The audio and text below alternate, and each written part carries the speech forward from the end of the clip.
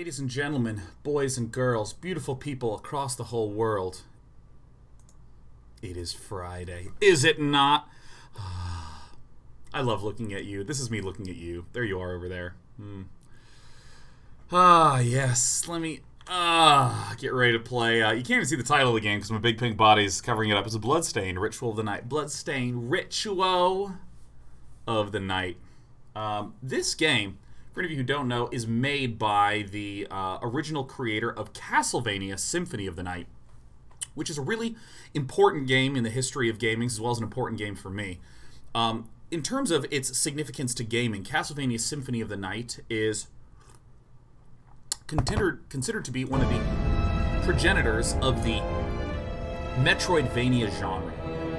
The Metroidvania genre is the following. You have one contiguous space that you're traversing. It's not like level 1, level 2, level 3. You can traverse through the entire everything. Why is this game so freaking loud? It's like one of the loudest games out there. Either that or my mic. Well, you know what? I gotta admit, I updated Windows 10, and it has fucked audio on my whole system.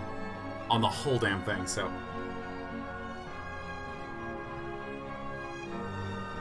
Anyways, the Metroidvania genre is one that's marked by one large contiguous space, where you just can go anywhere in the space, you backtrack, you explore, and what winds up happening is that you get items, you get abilities, you get things that then let you explore the game even more. High ground ledge you couldn't get to, you get a double jump, and you can go up there and there's a whole new zone. So it's this mix of combat and exploration and progression, whether it just be literal getting keys to unlock certain things. Fucking Christ, this goddamn audio interface. Open my volume mixer. It is just way quiet. What the hell? It's so frustrating, man. Whatever, let's just make the game even quieter. The game is currently at 3% of its base volume. But yeah, progression, whether it be some sort of literal, you're just getting keys to unlock certain areas, but more often, it's about some sort of character ability-based progression. It's really, really interesting. And so, a lot of the early Castlevania games were level-based. You know, you just sort of linearly go through. Let you linearly go through a castle, beat, you know, Castle 1, Castle 2, Castle 3, something like this, while advancing on. But Symphony of the Night was the first one that actually just made it be one large castle, and also have a dramatic progression throughout.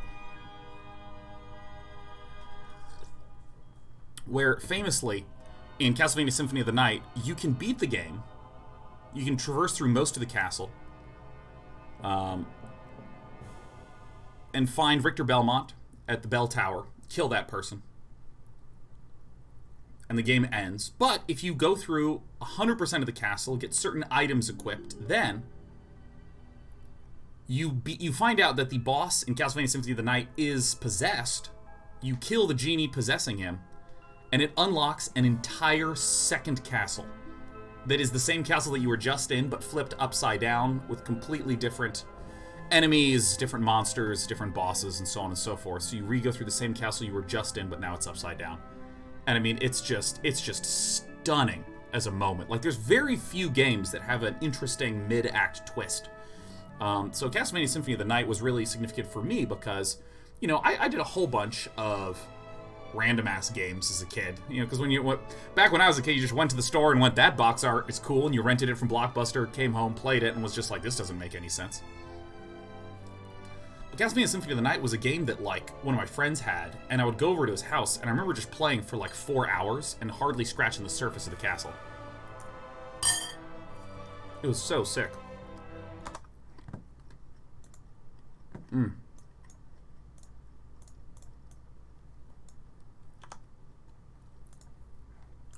And every few years,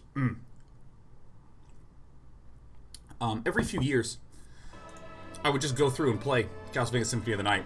And then when I heard the Bloodstained Ritual of the Night was coming out, I was pretty excited. It's been a very disruptive last few months, so I haven't quite gotten the chance to play it, but now I'm actually going to do it. Name? You know, I always feel kind of like I should do the base name in the game. Like, Alucard is the name of the main character in Symphony of the Night, and it always felt weird to be like, I'm going to rename him Tony.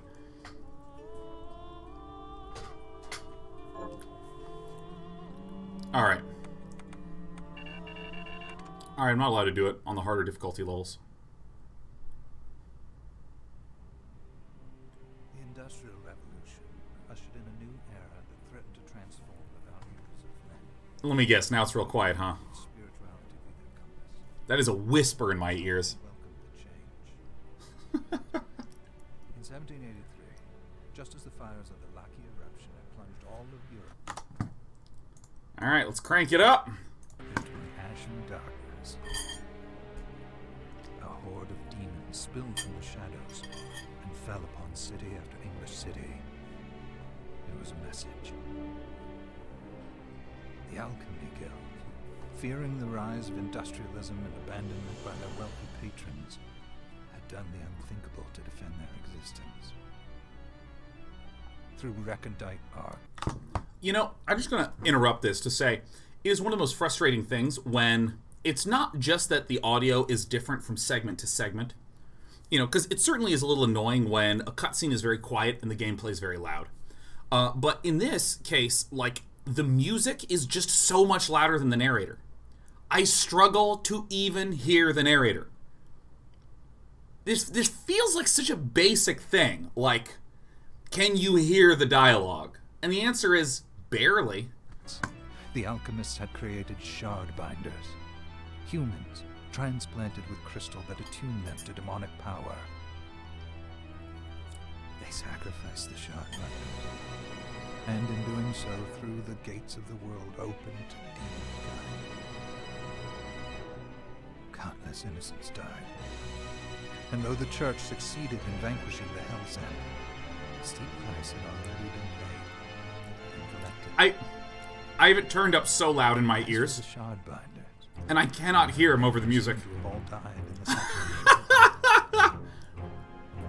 However, two survived. What?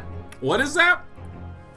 Jeeble, the boy for whom by some miracle the right did not prove fatal. And Miriam, a girl who spared the right altogether on account of the strange slumber that took her just before it could begin. What's that? 10 years have passed.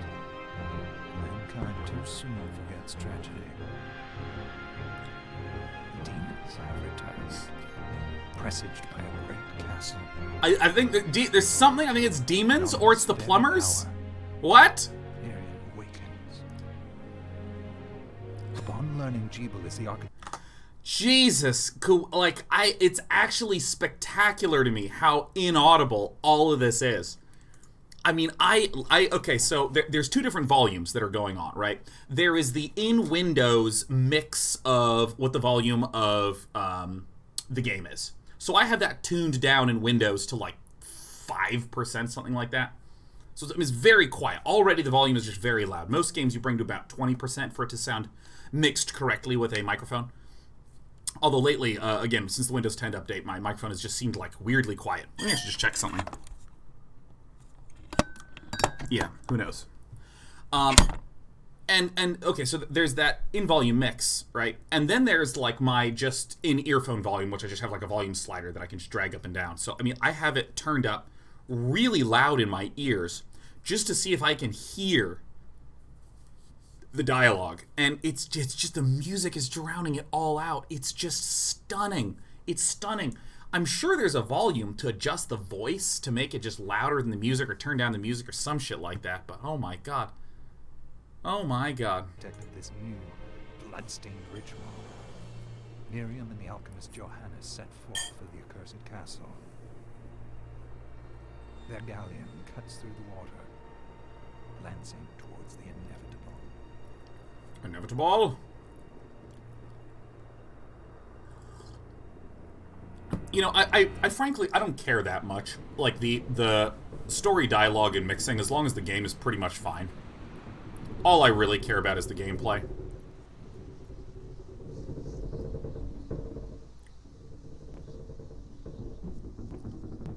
Ah, yes. Of course I look like this. Johannes, are you certain it was... Are you certain it was... You know what's great? You can actually hear it. You can actually hear the dialogue. Are you certain it was... Jibel's doing, Miriam. No mistake. It's so hard to believe. I wouldn't even be alive if not for him. He's a good soul. You know, in case any of you didn't know, in anything that is in English, if there is ever somewhere in Europe, whether it be actual UK proper, or ancient Romans, ancient Greeks, perhaps somewhere in Transylvania, if we're dealing with Dracula-like lore, everyone's just gonna have a British accent. Ancient Rome, British accent. You know, if we're talking about Egyptian traders, British accent. If you're evil, probably British accent, probably. So the fact that we're a vampire, or excuse me, not a vampire, excuse me, the fact that we're a character that was spared a demonic ritual, we're gonna have a British accent. It's gonna be fine. I know how you feel. But the facts are apparent, and the hell he endured 10 years ago would break the best of souls. Miriam. I want you to know that I'm sorry. What my brothers subjected you to, there's no forgiving it. So, you know, I really like the idea that instead of making it all British accents, we might just go all Australian accents. I think that would actually be pretty tight, right? Just like, Miriam, I want you to know, I'm sorry. There's no forgiving that. Shit. Why not, man? That was their transgression, not Alright, yours. turn up the volume a little bit. You always took care of us. Obviously, not enough. Well, let it go, Johannes. We need to focus on the task ahead. If Jibel is responsible for the summoning, then I Jibel. have to stop him. I gave him my word. I ought to do it. He was my best friend. But I'm the only one who can. The shard experiments prepared me for combat. Let them amount to something. Alright, well, you know, we were talking about this with the Outer Wilds, where with the Outer Wilds, the fact that I was choosing where I wanted to explore really made me feel like I was invested in the events and what were going on. But this is... 10 whole years. What put me in that sleep? You know, this is the sort of game that's just like, I just want to explain to you very clearly that I'm going to take on this villain. You're supposed to hate the villain. There you go. All I know is the spell that stopped time for you was advanced, arcane. But by observing the ebb of the magic's hold on you, I was able to predict exactly when you would wake up. Exactly. Oh, I see. I see. We'll make landfall soon. You should get ready. I had the chest there packed with essential equipment. Now would be a good time to put it on. Again, I am all in this for the gameplay. Alright, same controls as Castlevania. Alright, we have this backdash now. In case you didn't know, this was the fastest way to move in Castlevania Symphony of the Night.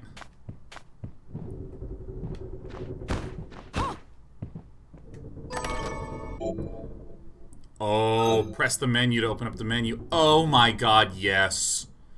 We got stats, baby. Select a slot to change weapon. Oh yeah. Item can be equipped by just choosing it. Kung Fu shoes or Knif? Alright, so it looks like there's different types of damage. So... Can I hit any buttons to get more information? Okay, so that's... This is probably the favorites. That's back out. This is go in. The E means equipped. I'm trying to figure out what... How do I discover what those symbols are? Because I assume that this is like a piercing damage. This is striking damage. Let's see here. What other things do we have? We have helmets. We have rings. We have scarves. Ooh. Great. Shards. Change the shards you're wielding. What? Oh, fuck yeah, I'm gonna get magic? Okay. Alright, so then it looks like equipment is different than inventory, thank God. access a wealth of information. Oh, yes. Oh, yes. Alright, Good. so I'm sure that You're prepared. The next order of business is to...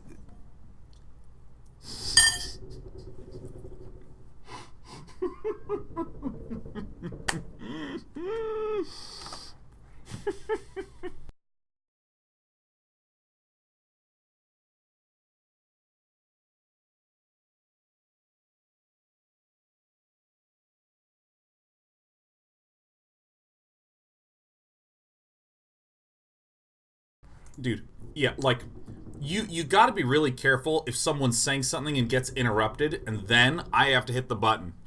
Johannes actually just looks like he had a stroke. He just like... I'll take care of it. Alright, so this back steps, go to the right bumper. Oh my god, yeah. Oh no.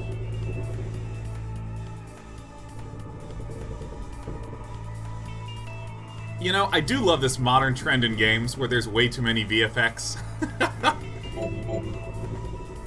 Press Y to trigger magic projectile. Consumes MP. Cerulean Splash. Was that a shard? I'd forgotten the way it felt. Like uninvited claws scraping across my bones. The demon's power was transmuted into that shard, which forcibly bonded to the crystal embedded in your body. The strength you gain from it is undeniable, but eventually, the crystal will devour you. This is the story of Claymore. I thought the procedure you discovered halted the corruption. It did, but that doesn't guarantee you'll be safe if you start absorbing shards in massive quantities. You have to be really careful with the amount of Yomi power that you use. I know my body's limits better than anyone. You can't pass your Yoki limit, man. And I'm going to need all the power I can get. If I run into trouble, you can help me. You've done it before. You'll do it again. Ah, yes, the American CEO attitude. Well, I'm just gonna keep doing it despite your warning, and you'll clean up the mess afterwards, won't ya? Thanks for giving me a choice in the matter. Well, I won't let you down. Not if I can help it. Just promise you won't push yourself.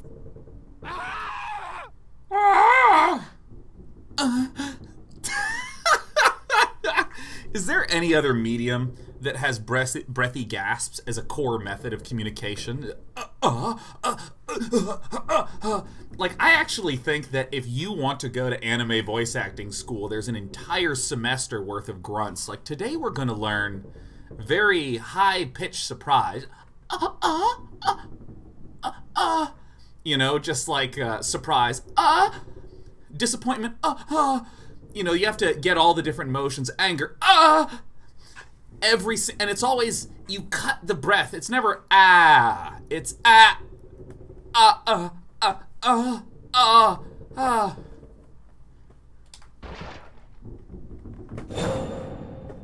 did they get inside?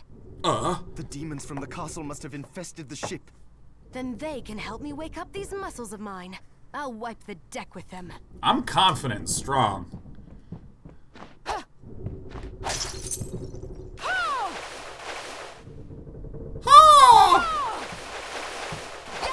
And my magic regenerates, man. It's great.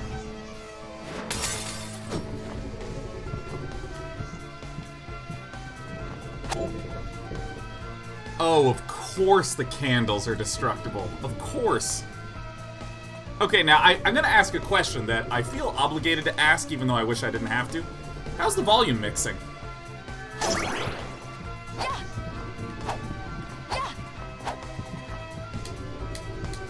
You know, here's something that, like, I actually find really interesting is the way that jump physics work in platformers. Like this, the instant you release the jump button, your vertical velocity actually completely stops. So if I press and release,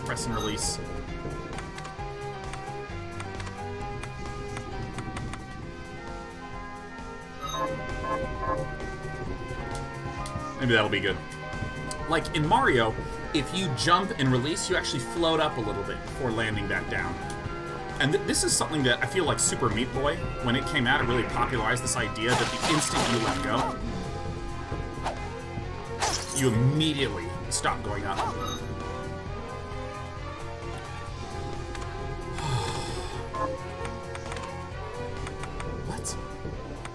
Oh, I hit the apply button.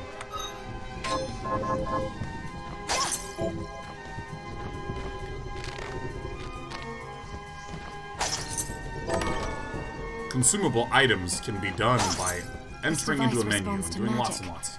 Maybe I just need to hold my hand up to it. I am so much better at mixing the volume than the developers of this game. Look at me go. I'm a professional. There are certain doors that are opened by holding Miriam's arm in front of it.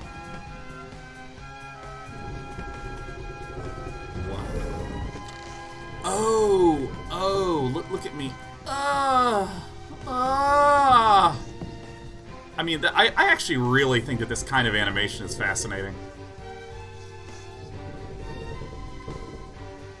Woohoo! Hello to all the people. Hello to everyone tuning in today. Huh? No. This is fantastic. This kind of animation is really interesting, the way that, like, is it actually consistent with the arms? Here it's the right arm, here it's the left arm. How's this mechanic useful? You got a whole thumbstick, you may not. Oh, sick.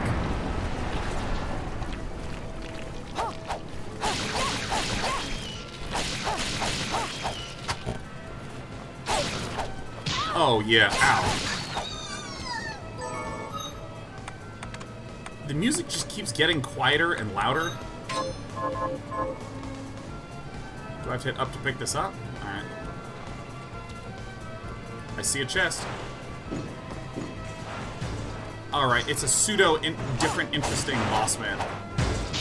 Oh, okay. Alright, I'm gonna hit you with bouncing water.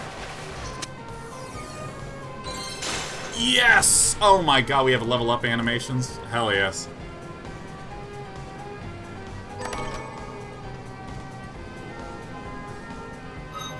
You know, so I understand what's happening, sound-wise. So we're in an area with a lot of ambient sound effects, so it turns down the music so I can hear the shh. What did I actually pick up? I don't even read. Rusted ring? Hell yes. What does this do? It ups my defense and constitution.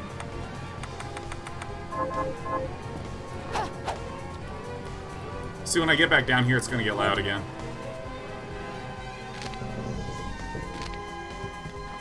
No, it seems to stay the same. I'm wrong.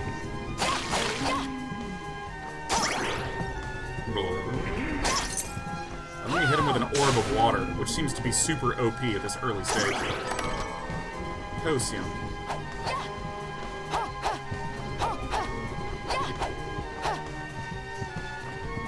I swear to God, just platforming and whacking monsters, man, that is my shit. Use down and A to slide. Oh.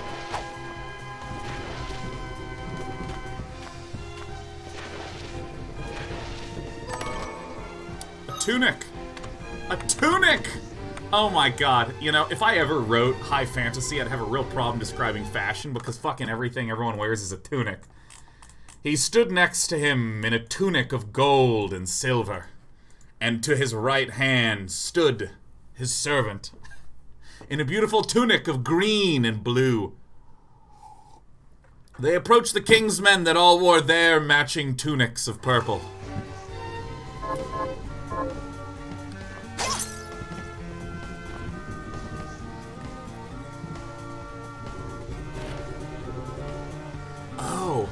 From my studies, I have found the existence of the following attributes. Slash attribute, thrust attribute, strike attribute. You know, I really love that they continue to put the word attribute after every single one of these. I'm gonna go down right now. Can I just state that this game did not actually give me a particularly strong goal? But it doesn't really matter.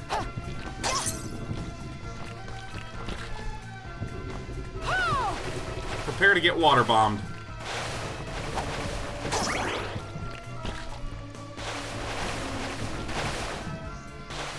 So this is another really interesting thing about platformers. Like,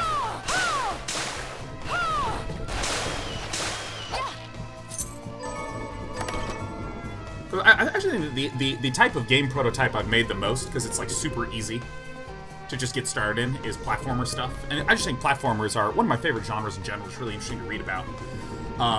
Just the camera controls in platformers and the physics of the jumping and motion is super interesting. Like, this game has the sort of non-physical movement where if I'm hitting left and right, notice that my motion while jumping or while on the ground is essentially the exact same velocity. And if I'm moving forward and then I hit back, I immediately fully turn back with the same velocity. Having air control is a really common property in platformers. Early games like the Super Teenage Mutant Ninja Turtles game, if you jumped, you couldn't control the trajectory at all. If you jumped and it was a bad jump, you were just like totally fucking moly, man. You'd just be like, ah! And then there was the other Teenage Mutant Ninja Turtle games on NES where you actually did have the air control and it didn't make the game any less hellish.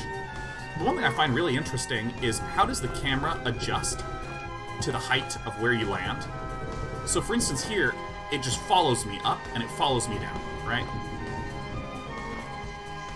But there's times when you don't actually want that. For instance, if I'm at ground level, you want to be very careful. You'll notice that it's much more pinned to the ground. And there's also like really interesting issues, which is like, see this platform right here? And this platform above, just the way that the camera goes from platform to platform actually changed a ton in historical platformer design. Like, in the early Mario games, they had it be that the camera would kind of stay at this level until your feet touch this platform, and then your camera would move up with it. Or similarly, if you were here, like in Mario games, if you were here, and you were trying to jump over a pit here, to land somewhere over here, you know, doing this kind of jumping motion, the game would actually keep the camera level. It wouldn't move up or down because it knew that you actually are looking to aim to this platform. That's what you actually care about. So there's a lot of really interesting questions of how you actually control the camera, and this game is just doing a lot of really subtle ways of manipulating that. Like, once I get to this edge of the screen, obviously it doesn't pick up, but similarly, when I get to the bottom boundary of the screen, it doesn't pick the camera up when I jump. Oh yeah, I forgot to finish a thought of the jumping controls. In the Mario games, when you jump, you do have control over your trajectory in the air, but you're really slow. You sort of like jump, and if you hold back, you don't turn around with instant velocity as you do in this game. You have to like slowly tune yourself. And I really think that this is sort of a consequence of the fact that this is a bit of a combat-focused game. I would assume, if it's anything like the other Castlevania games. SP rounds, don't know what that is. Musketoon. Ooh, a gun can be shot. Okay.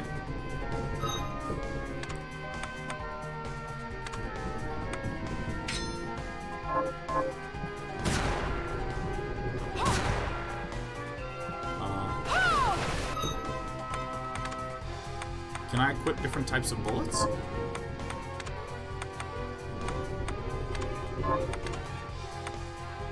Ah, soft point rounds with no penetrative.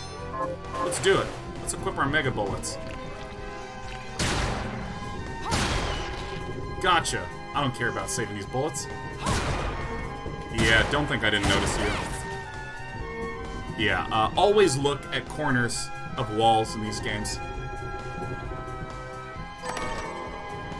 1,000 gold, fuck. MP max up.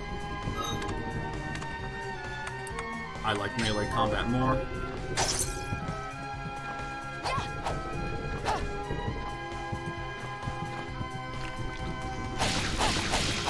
Stabby, stab, stabby, stab.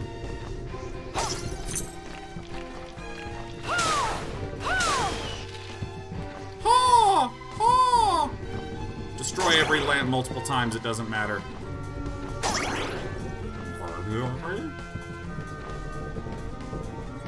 Alright, let's go this way. Let's just explore, man.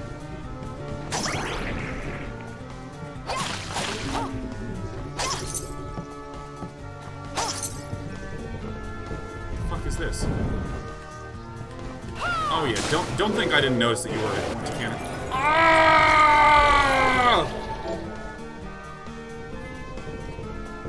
Aim with R and press RT to activate. Okay.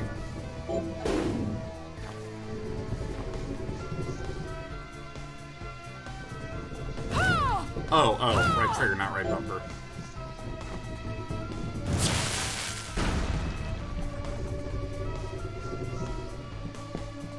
I have so many shards.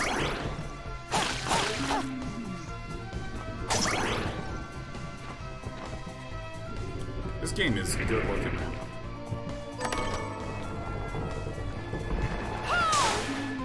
Use all your mana all the time. It regenerates.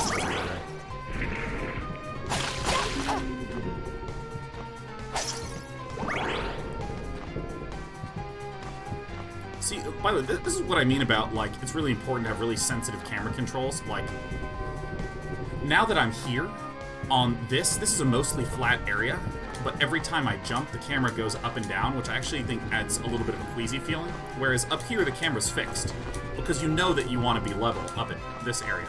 So when you're in these sort of middle platform areas, I think it's fine to kind of have this up and down movement, but when the camera lands here, it shouldn't snap up and down like this.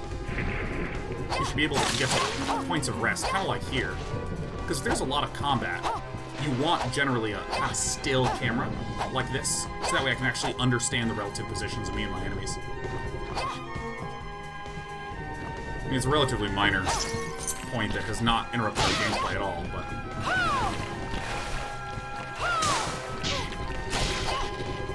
It's an interesting little mobile action.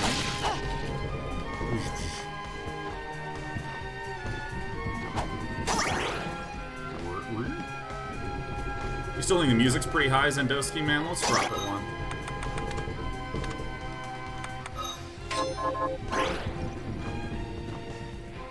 Ah! Splish splash, splish splash, splish splash.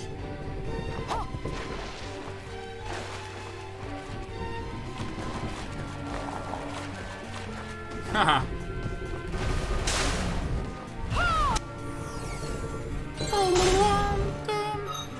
So leveling up doesn't do anything, really, other than just bump my passive stats.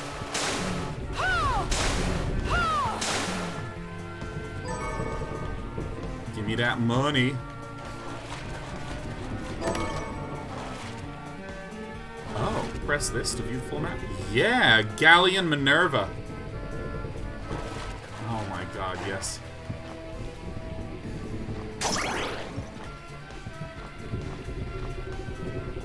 Oops. Alright, I make you mistaken. I love maps in Metroidvania so much. I love game maps. Dude, the world map of Dark Souls is just spectacular.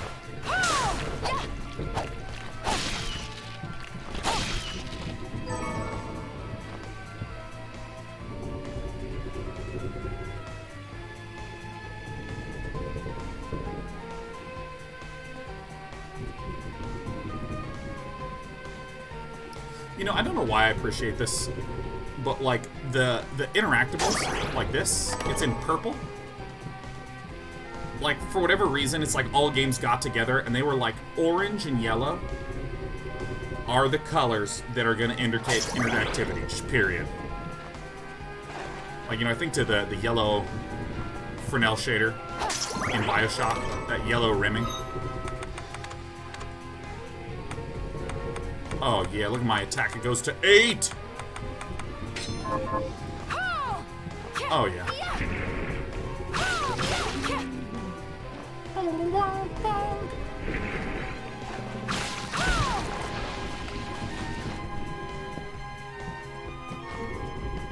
Look at it's purple. Woohoo! Oh wait, guys, it's time to read some books. Flashing air kick. Perform up to 3 spinning kicks by repeating the same commands. Oh, that's right. Some weapons have little quarter circle moves to them. Oh, did I not? I didn't apply the tunic. How embarrassing.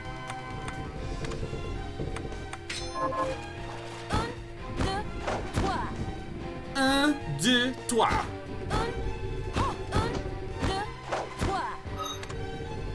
That's cute. I like my sword.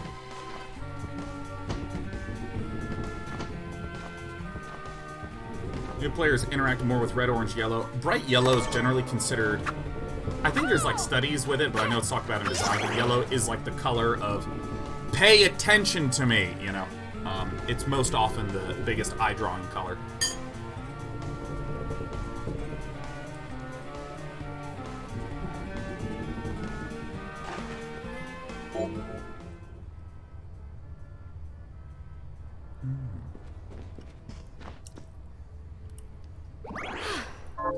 Yeah. Yeah. Yeah.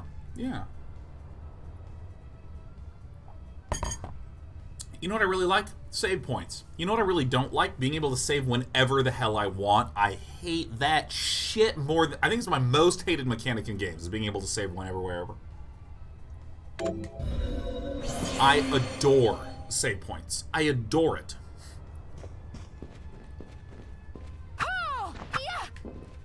Oh, yeah. Because of save scumming, yeah, it completely eliminates any tension. Fahatal-Ran. That's the thing I don't like about it. Alright, before I go in here, let me save. Okay, before I go in here, let me save. And it suddenly becomes like a present tense game mechanic where I'm just like, alright, I gotta save, I gotta save, I gotta save, I gotta save, I gotta save. And I get that, like, you know, in RPGs like Skyrim, it's nice to be able to save after a, you know, a session and just come right on back.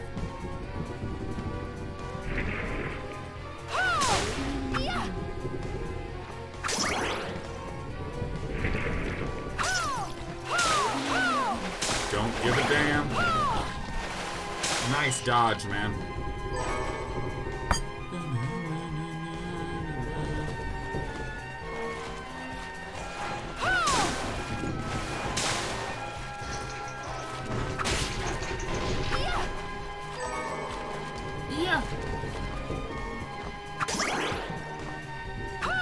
Oh no! Oh! Okay, for any of you who are curious about the Metroidvania genre, this is one of the key components of Metroidvania. First of all, large contiguous space that I'm wandering through. There's no particular linear pathway to traverse this. However, dude, how do I get up to here? I don't have the capability to do it. Oh! It makes me want to re-return and re-get back there. And there's a little teasy chesty. What the fuck is this? Oh my god. Cotton.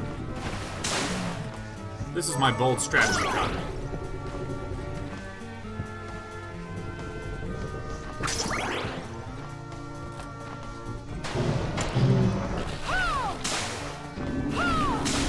That guy looks so silly. Oh, yeah. Oh. Okay, I have a question. Does my health heal over time? Because, I mean, I know I'm taking damage, and it's, like, really close to max. Oh, Claymore? How much does this deal? Oh, yeah. Oh, my god. It's a slow two-handed sword. No, on its own. Probably means, like, finding things. And... Yeah! Corn seed, rice seed. Great. I assume that this is because there will soon be crafting in the game, where I'll be able to make my very own farm.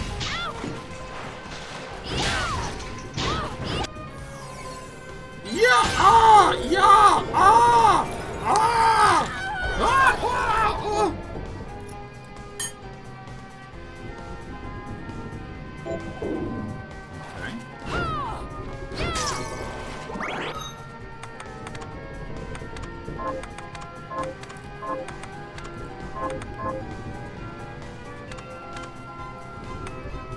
Ah! So if I... which button is this? Oh! Oh! Holy shit, that one's tight. I'm gonna go back to my water bomb.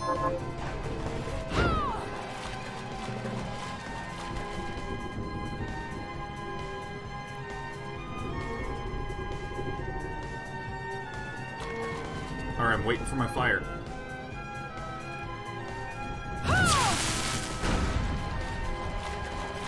And who doesn't love a nice little backtrack, huh? Who doesn't love that? I love that. Do you love that? Because I love that.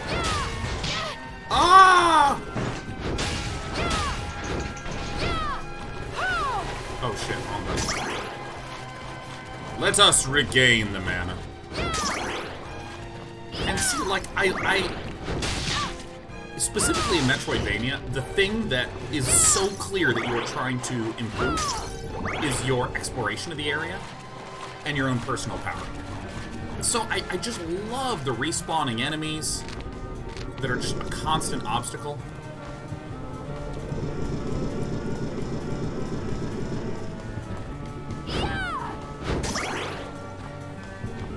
let me get stronger and stronger. Ooh, a whip.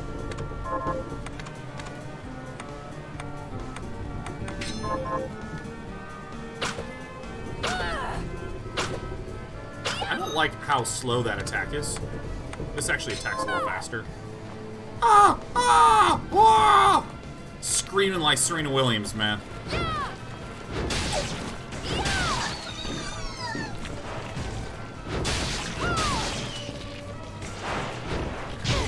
Ah, crap. I thought it was going to be swirly-whirly earlier. Ah! Ah! No shame in the game.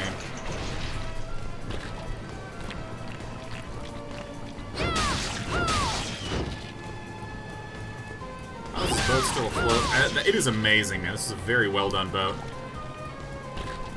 Come on, Dustin, I can't tell if anything genuinely facetious. About what? Or I don't know if that means that my swirling and splash leveled up or what. I genuinely love, like, going through, repeatedly re-killing guys. It basically means there's always an obstacle, and this keeps the focus on the exploration, as opposed to, you know, completionism being eliminating all enemies in the area.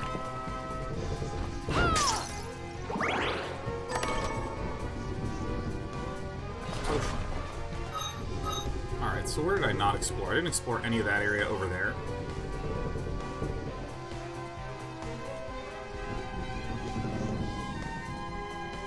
So does this mean that there's hidden areas down here? Oh, it's literally I can just walk right. Yeah, there's rats, yeah!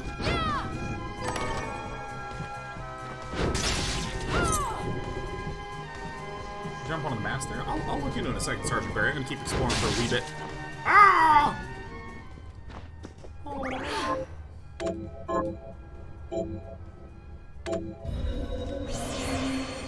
I'm pretty sure I saved. I just hit the buttons rather swiftly. See, I'm really... Oh, I see. There's a little crosshair here. So now I can indicate to things. So I want to go to there. This I can't get to, so I think I need to go up and down and over.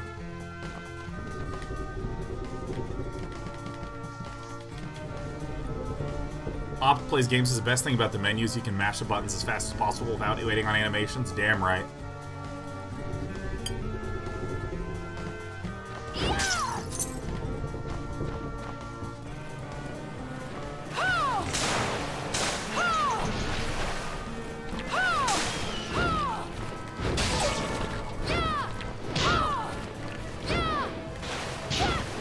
This bird! Yeah! Hey, Tyler, 986, man. Welcome to this here chat channel. I'm in high spirits, man. I'm really excited for next week. TI9 party.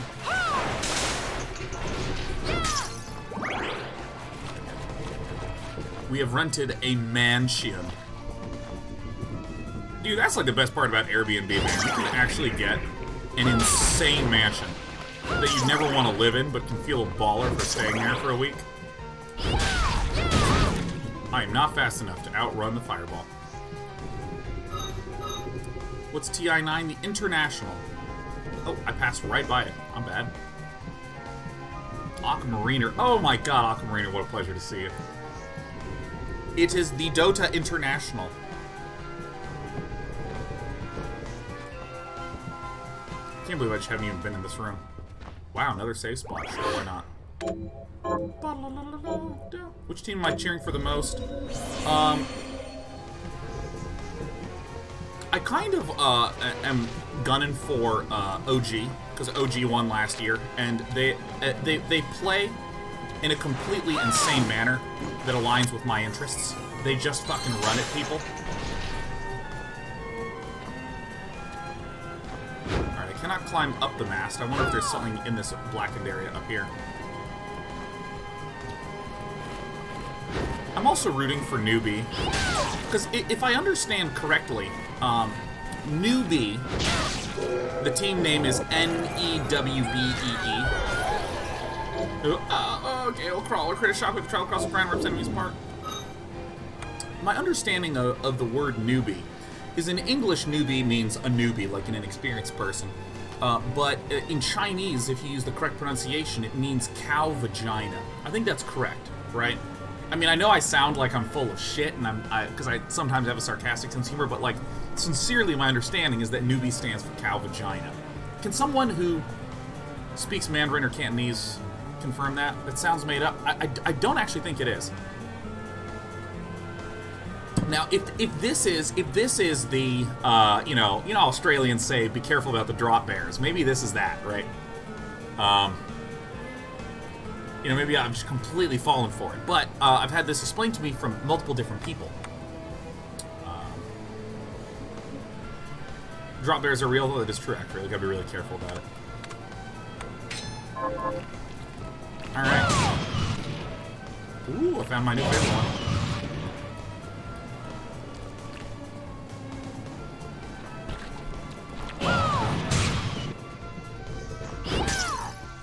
Okay, so I actually see there's this high area that I can't get to unless I have some sort of flying ability, it seems.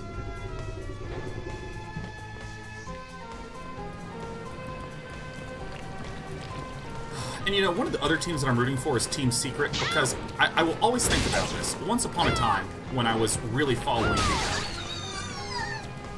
competitive Brood War scene super hard, was like a big competitive Brood War player, going to tournaments, inverting my sleep schedule so I could practice with Koreans and watch all the Korean matches live. You know, and I had all these favorite players.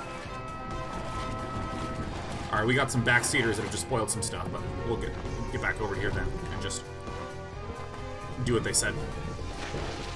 I saw your spoilers, so I'm just gonna go back here and go to the mast, which everyone's been talking about. Yeah, I just forgot about this mast. But yeah, I remember when I used to just follow the Brood War competitive scene super intensely. You'd have these players that would play in really weird ways. Like one of the late, strong, early Zerg players. Airband? Ups everything. Great. Oh yeah, this country dress, way better than a tuner. Got it.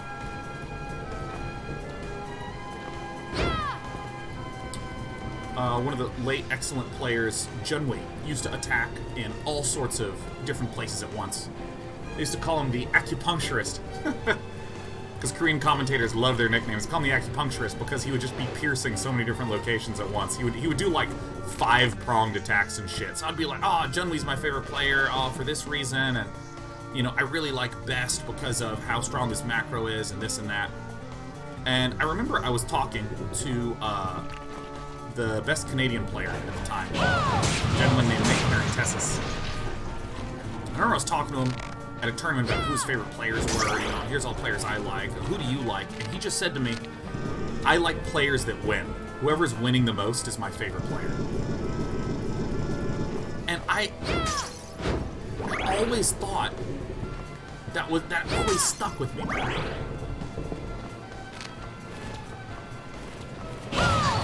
Where I was like, yeah, why am I obsessing about like all these different aesthetic properties? Like, if I'm a competitor, I should just be really interested in people who win.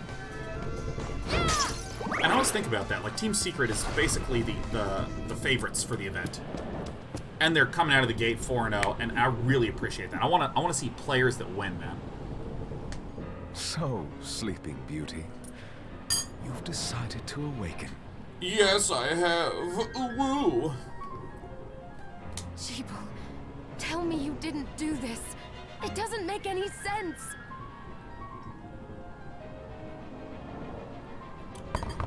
Oh, I forgot I gotta hit the button. If I don't hit the button, I can completely savage the dramatic pacing of this. How does it not? After all the sins humans wrought upon us? I have a little mask on. I have a bit of a cruel British accent. Ooh. Yeah, actually, can we just take a moment to be weirded out by the idle animation of Miriam? Johannes told me what they did to It's like her body's just twisting, and then bending back, and then twisting in, and bending back. Can we just look at how... Does anyone move like that? Does anyone do... Like, now, I in defense... in defense of this, this is actually very easy to do with shaders. Rather than just having, like, a 3D model twisting and bending, you can actually just have, like, the shaders render the pixels as though it's all bending.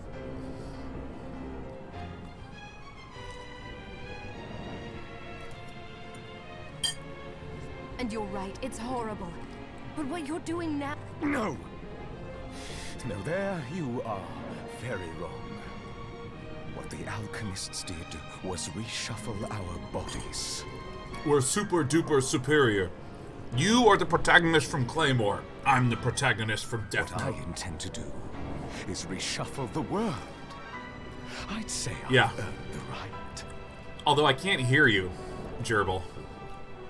That's the villain's name, right? Gerbil? Join me, Miriam. You're the only one who understands the pain I I have feel. a light What wavering it's voice. like to no longer be human. What? I never thought I'd hear those words from you. Oh, brother Gerbil. I was the one that came to you broken.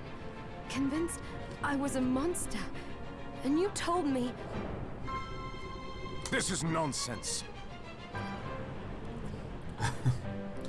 This guy just looks so much like a failed magician. You told me... You told Our me! power doesn't make us good or bad. Our choices do. You know, there's an uncanny valley of writing where, you know, if you're, for any of you who don't know the uncanny valley, I mean, I'd assume 90% of people do, but whatever. The uncanny valley is the idea that if you make something that looks hyper-realistic, that looks human-like, humans are cool with that. If you do something that's very caricatured and cartoonish, such as Pixar, characters that have the exaggerated features and whatnot, humans are cool with it, right? But it's when you start getting close to looking human, but not quite, that you're a few steps back, it has a grotesque reaction, where the sort of theorized explanations are that humans have this natural revulsion to things that look human but off, because that is an indication of sickness and disease and something like this. So, for instance, the Final Fantasy VII, or not Final Fantasy VII movie, the Final Fantasy Spirits Within movie is a pointed to example where they try to do realistic-looking humans and it just kind of felt weird and off. Or, like, if you see those faces that try to look like a human face and then they have a robot talking, it just looks off and it looks weird and whatnot. I feel like there's the same thing that's true for writing, where if you have writing that's good, we're happy. If you have writing that's almost good, it just bothers you. But then if you have writing that actually just feels completely doofy and bad, like for instance this right here, this is ridiculous. This entire conversation to me is ridiculous. And I really like it. It's completely over the top. I'd given up on my humanity, but you restored my hope. Don't you remember? This is maybe the, 14th sentence I've heard out of Miriam, and I just can't take it seriously. I can't at all. Like, listen to this music, look at all the clouds going really fast away from us, right? It's so over the top that I like it again. Master Jebel, we must return. Uh-oh, it's Gremory. Which is a portmanteau of gremlin and memory. That's great.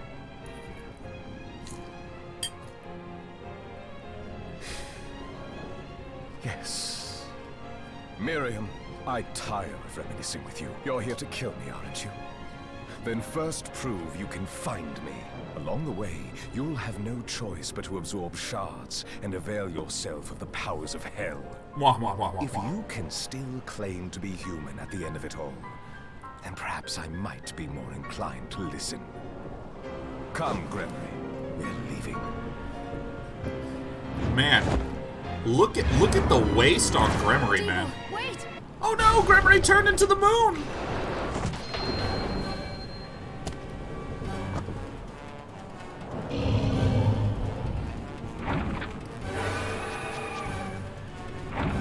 Snap! Oh shit, I have controls. That startled me. I was frightened. I'm gonna equip some different...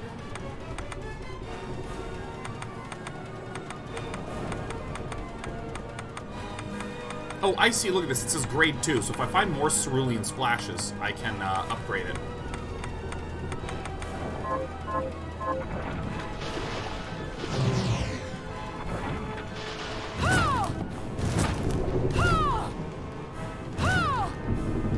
Oh, it's short range? Shit. Oh. Should have backdashed. Yeah!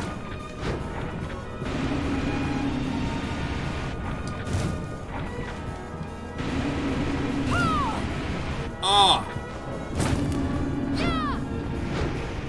I need to swing sooner.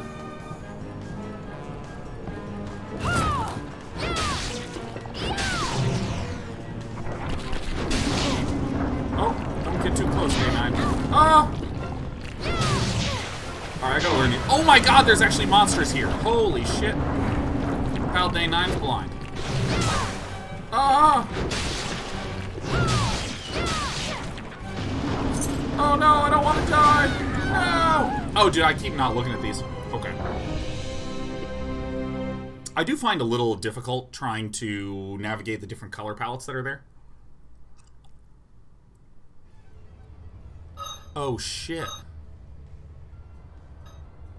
Oh my god, it actually does work. It actually does. It does save and load exactly the same as in those other things. I actually lost all my progress. Nice.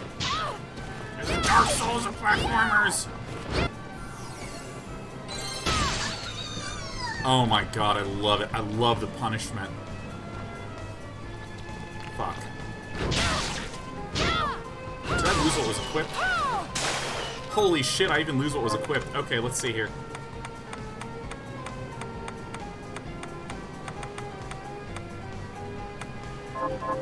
Oh, dude, I lost that one ability. The bird I killed that gave me that thing? Holy shit.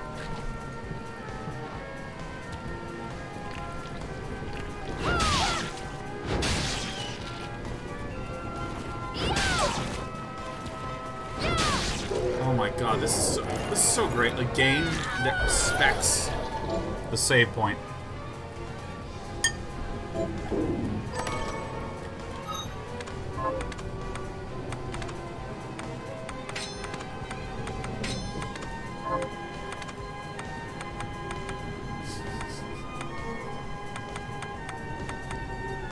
This is great. This tattered scarf is better than my real scarf.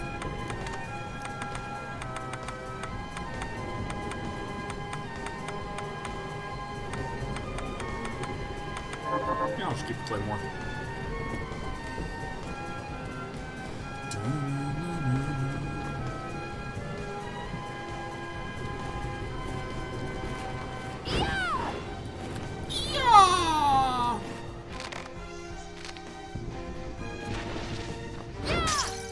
See, I just love this feeling of navigating by hitting buttons. You know what I mean? I know that's a silly sounding thing to say, but I just love the feeling of just having to jump and hit up and down. Hitting directions on this radial stick. Oh, it feels so good. Oh! Oh! Oh! Oh! Oops. You don't go this way. Let me drop gas for navigate by looking at buttons. I love looking straight down and hitting buttons.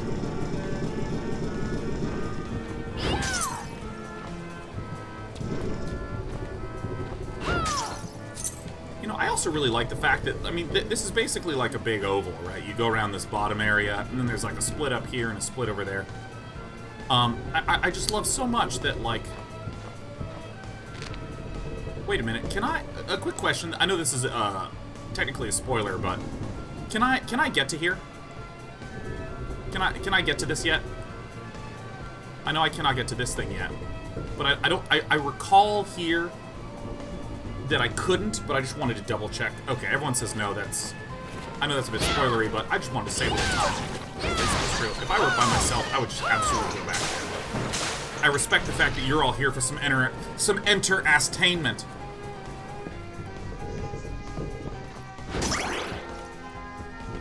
Boy, I love save points.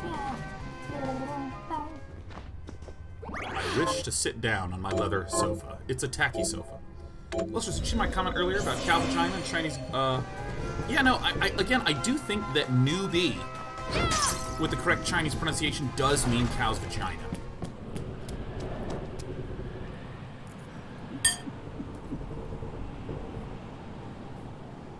So, how does it not? Come, Cranley. We're leaving.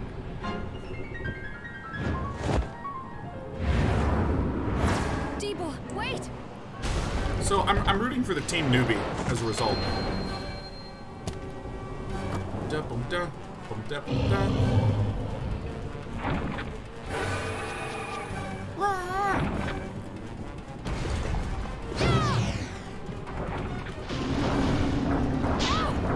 Oh, dude, I'm not gonna dodge that. Not even once.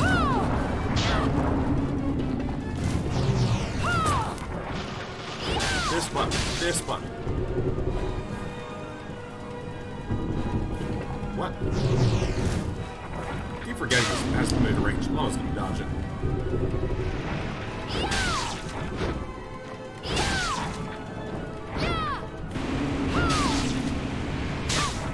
I jumped. I hit the buttons.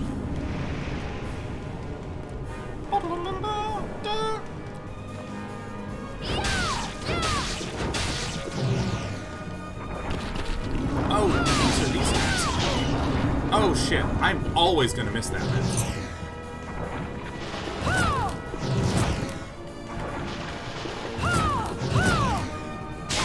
Oh, dude, I cannot, for the life of me, dodge these things. I did it, I'm the best.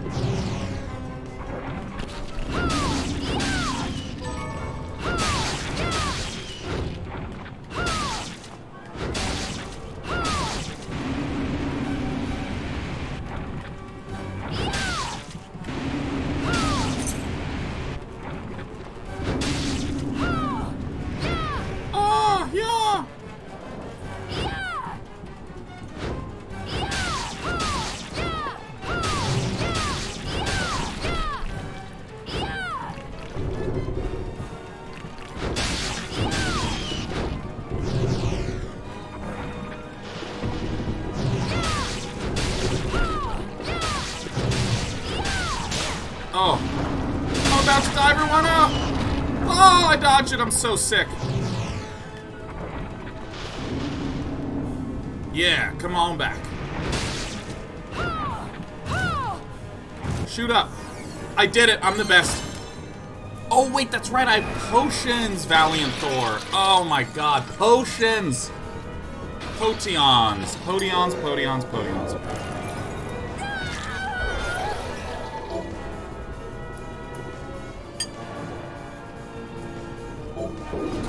I saw it. Just a flicker. That was the Jeeble I know. I will put a stop to all this.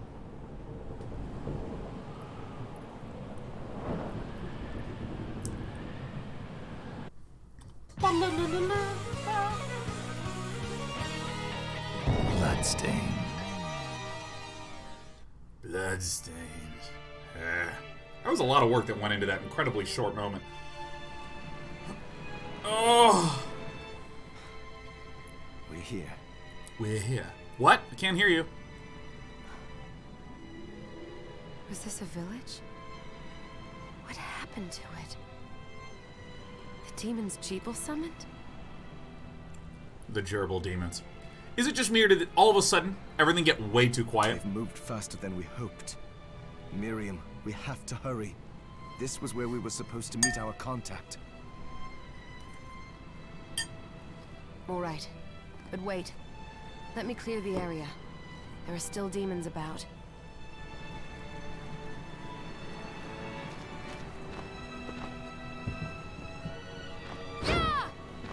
Great. Promise you'll be careful. I just hope that she's still safe. Arventville.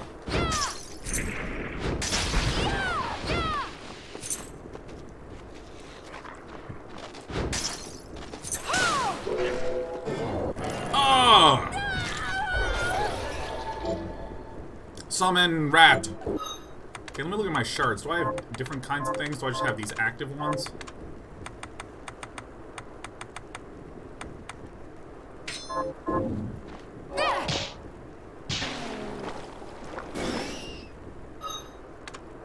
Good rat. Alright, let's use Thrashing Tentacle. What's more Japanese than a Thrashing Tentacle? Oh my god! How much mana does this thing cost? 80?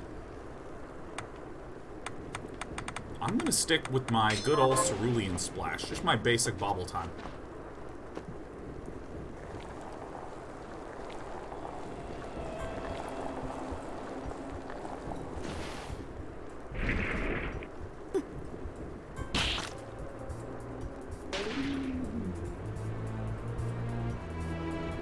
That was the quietest, most gentle murder. Thank you, Miriam. You know who I am. And that means... ... I'm sorry we couldn't get here sooner, Dominique. You have to see my run animation, Dominique. There's nowhere I can get anywhere, quickly or efficiently. So this is our contact. Yes, the church sent me. As you can see, I know a thing or two about expelling demons. An exorcist. And we're lucky to have you, I Dominique. just didn't write those words. And the church you, Miriam. Thank you for guiding her here, Johannes. Believe it or not, this is how the church thinks that I should be dressed. I should have a beret with tassels, a weird crop top that's split upward to form underbreasts.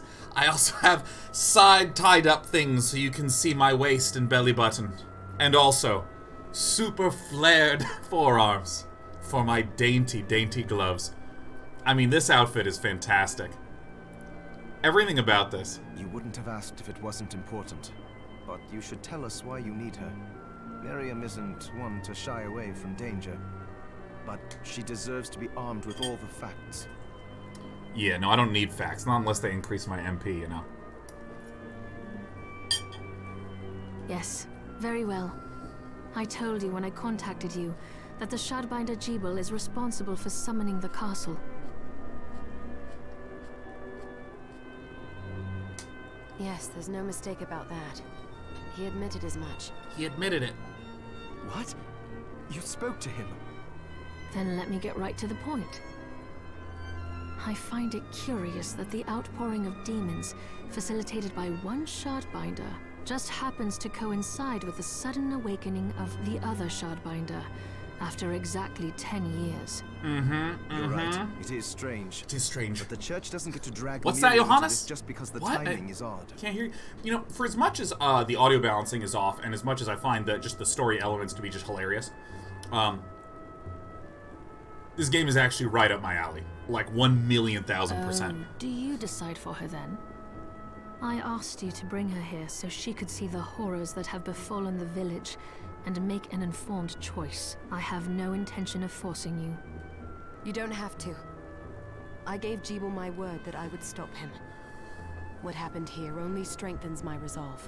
Only strengthens. Thank you, Miriam. Thank you. I am sorry to put it on your Pardon me? I've just experienced trauma. Oh, hello there. Are you alright? We didn't mean to ignore you. Hey, what up, Rising Sun 3? Oh my god, Ang8811. Pleasure to see you. Oh, we got Duke Fart Knocker here. Says I'm 34 and what is this, man? It's not even clear to me, but I'm into it. I'm alright, thank you. Kamsahamnida. You are quite welcome. Do you have a name? No, not yet. I have a very indecisive mother. Anne. What a lovely name. Anne, you shouldn't be out here. Let me take you somewhere safe. Oh, alright. Yeah, you know, I gotta agree with Fistulus of Fury. It says that's one sharp elbow. Yeah, Anne actually has some absolute incisors for elbows. I mean, look at that. I mean, her arm just looks like a folded balloon. It's... Come on, this way. Weapons grade elbows. Yeah, Quinlo. Oh my god, dude. Johannes runs like he hasn't taken a shit in weeks. He's just... I want to see Johannes move from A to B again, man. It tickles me.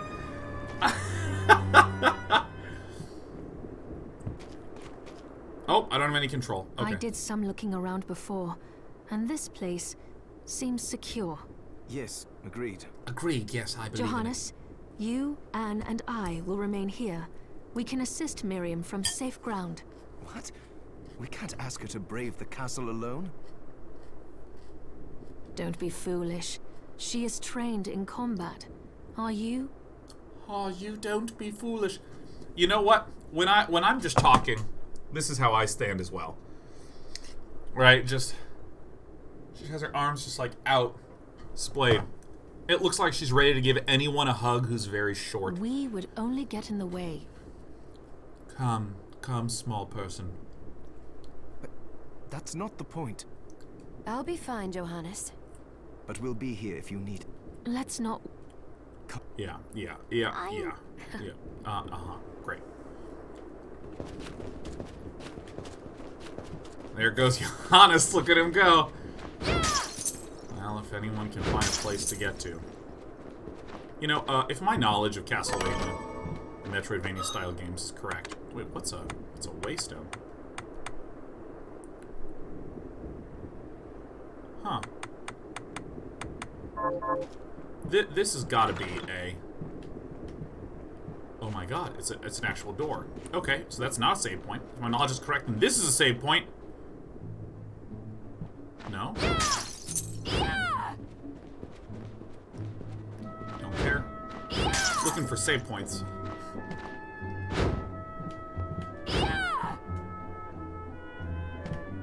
Dominique, what is all this machinery? That is photographic equipment we've been working on.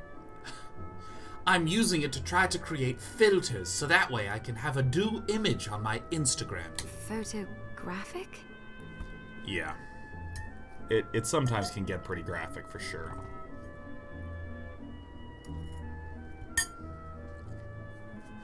To put it more plainly, it allows me to capture images of real life, landscapes, people. What? Really? Can I try it? Unfortunately, I don't have the silver bromide I need. Oh my god, dude. That is... I hate when I can't get access to that silver bromide. I'll see if I can find it. Be right back.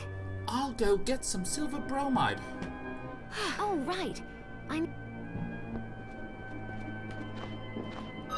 Is this listed anywhere?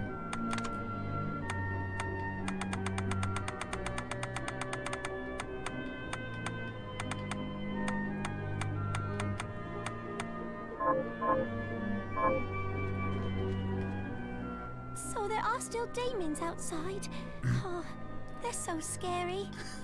My god, it's the sharpest elbow. Miriam, since this is your first time here, I have made arrangements. I would have liked to provide what you need for free, but I will need money in order to... No, I understand. I can also buy Wait, is trade in demon shards even allowed? Of course. The church would sooner gather them up and make certain they are purified. I am not permitted to sell them, but I can buy them off you. You may want to keep extras, since possessing multiple shards of the same type amplifies its power. But there, and more importantly, if you may accelerate, I still recommend. All right. I think. What are you looking to buy? What can I buy from you, huh? What are your weapons? Metal boots?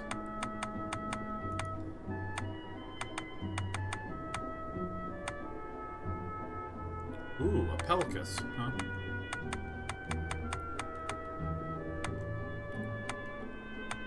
Let's see. What's a Garbo hat? Nice. Got some ring rings.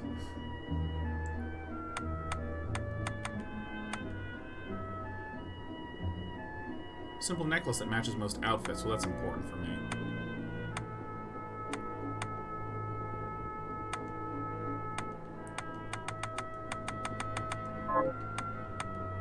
What are you looking to sell?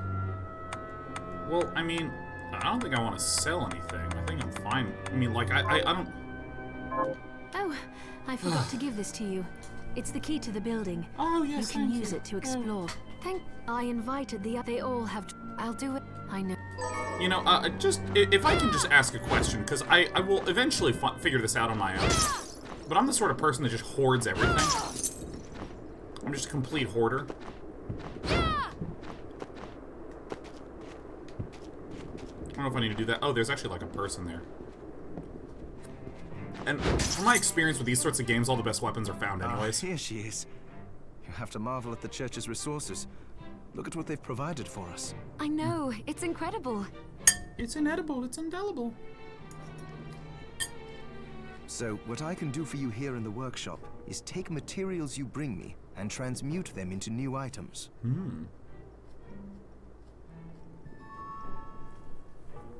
Oh my god. Zathia just hit a 6-year anniversary. Easier to show Zathia, happy Friday, my friend. Here, I have some materials we can use. So let's try transmuting them. Ah, yes. Small webbing, melting bone, iron, bronze. Transmuting this time.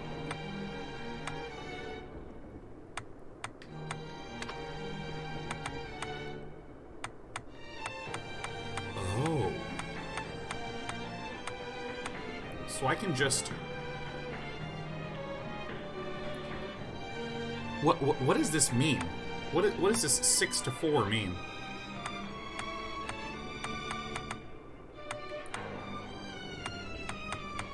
Alright, can someone explain this to me? So I have the claymore out. I can use 2 bronze to make it go from 6 to 4. I'll have 4 after crafting, but it looks like it doesn't do anything.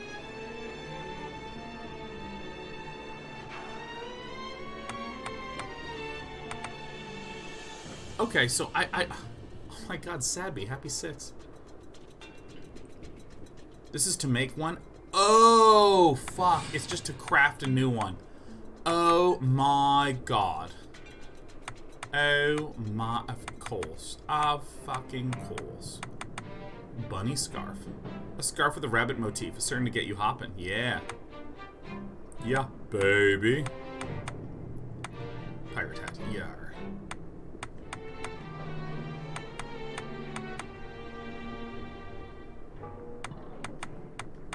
Wow, okay, so if I can dismantle...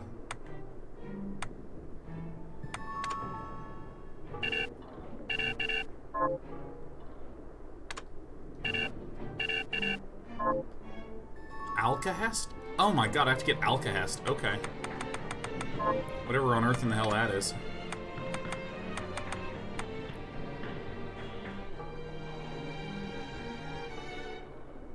So let me actually just make some... I'll go with this. There, all done. I'll go with this. I'll go with this. Why not, man? Here we go.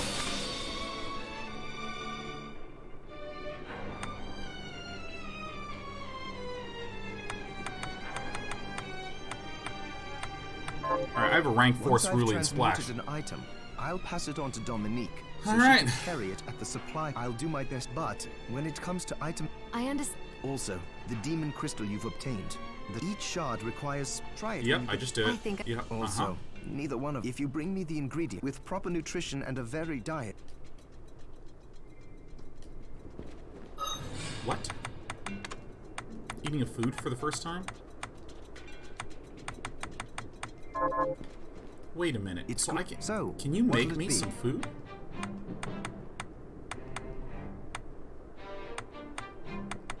Can you cook for me? I'll prepare some food.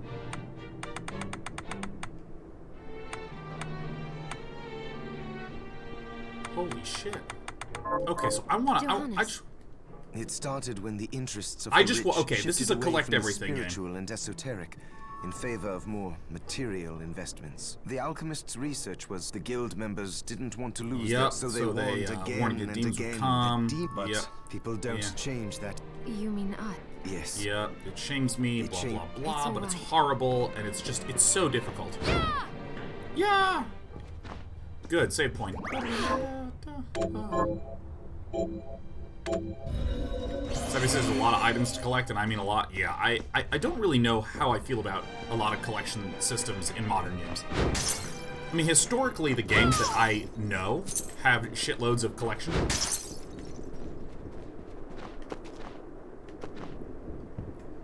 You there? But it was awful. Those anytime there's a new set of items and systems that's introduced to me, it's always a little bit much at first. Where are the others? Dead, most of them. My dear husband included. Those devils have to pay. Those murderers. You look strong, miss. I'm if it's within. Oh, thank you. Mary. Well, all right, blah, blah, blah. I want you to hunt down the monsters. All right. Here's what I've turned up on the monsters. All right.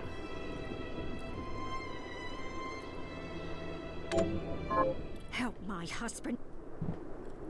All right. You know, I almost want less story and more game. Give me the game. You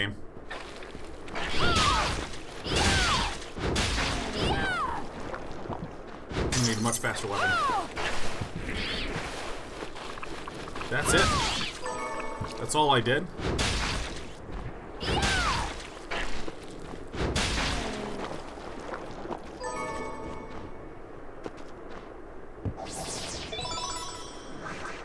Capacity for what? Oh, this is a beautiful screen. Oh.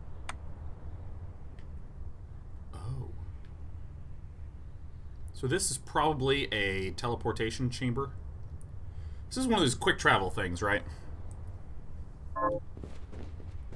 So I can probably go to here to travel around to different places. Hence why you have 3 different sets of stars. Some shit like this.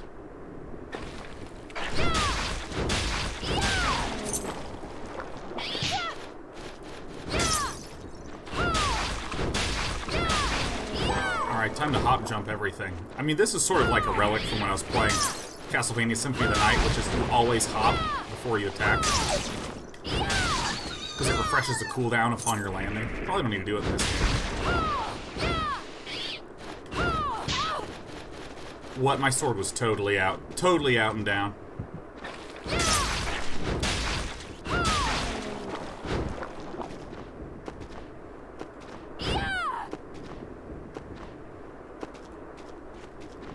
Alright, it doesn't look like there's anything that I missed up here. This town had a rough go of things.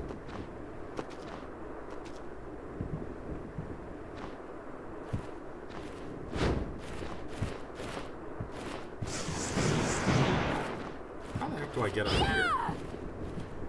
Oh my God. Alright, this guy flies through walls, no problem. Ugh!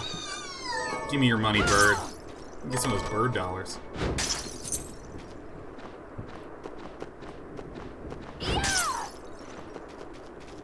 Alright, let's get those attack sounds in. Yeah! Oh! Ah! Ah! Alright, here we go. Yeah! Ah! Oh my God, it's the Basilard. Oh, this was like the first time I played. Yes. First time I played Castlevania Symphony of the Night. I loved the Basilard because it attacked so fast. I like the pace of this one. It's nice and quiet. It's very Dark Souls-like.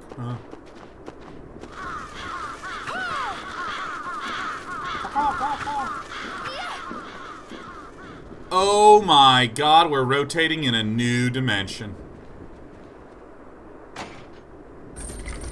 Oh, that feels so fucking weird.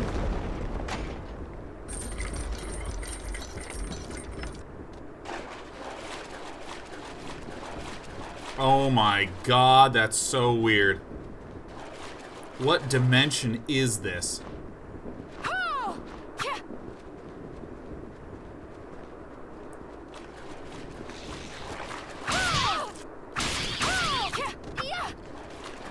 Oh, yeah. Every nook, every cranny.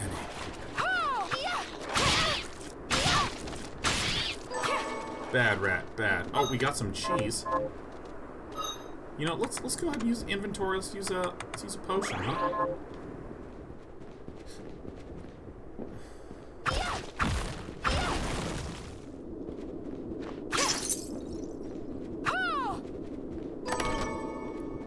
Bitcoin. Nice.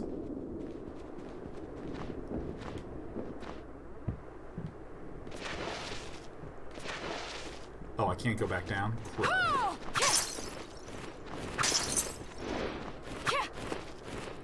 Yeah, the Claymore's nice for being able to swing above my head.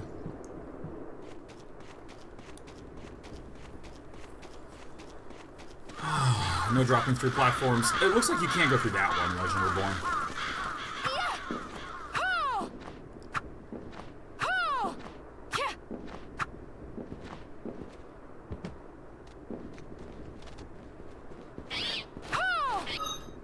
Yeah, I think I like the Claymore better just because it swings, like, vertically.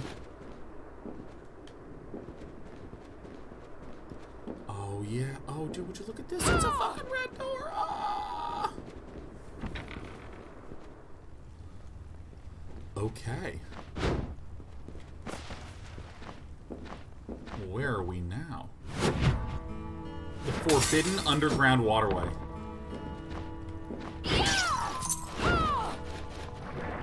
Can I go underwater?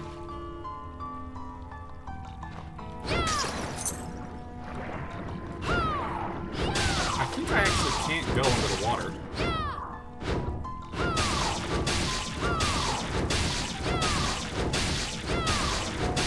This strong fish?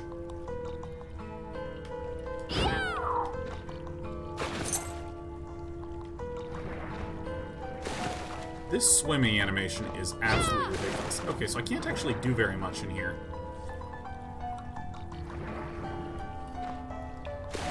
You ever wondered how to swim?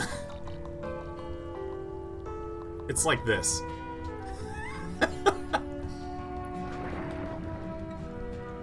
It's like that. That's how you do it.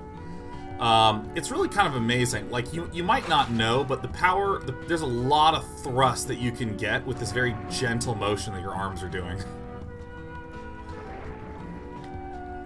Yeah, I mean, like, you can actually see the... I think it's interesting is there's a lot of oxygen that leaves through the belly button as you're doing this, and that's what's really going to generate a significant trail of bubbles as you propel forwards. Your feet, you can pretty much leave them completely limp. Like, if you don't have access to your legs for a period of time, that's fine.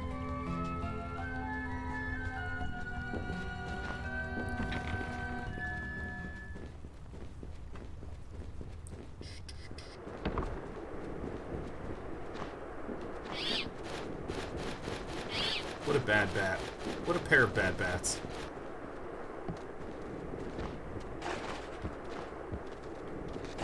Who's walking over here?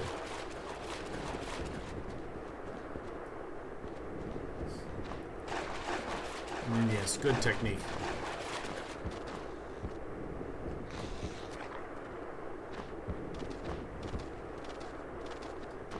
Something's weird about the sound. It's fine.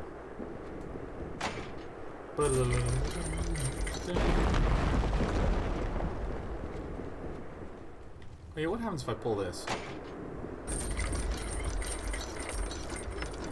I'll leave it like that. I'm sure I'll come back up there through there at some point.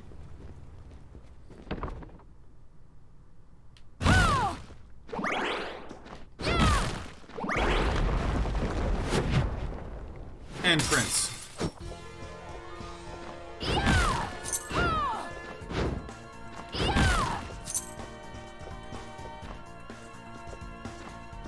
Third monkey says sweet 40. Good to see a third monkey. It's actually remarkable to me how many people have been here for so ridiculously long. Excuse me. Oh, I didn't mean to scare you, Sheriff. Fine.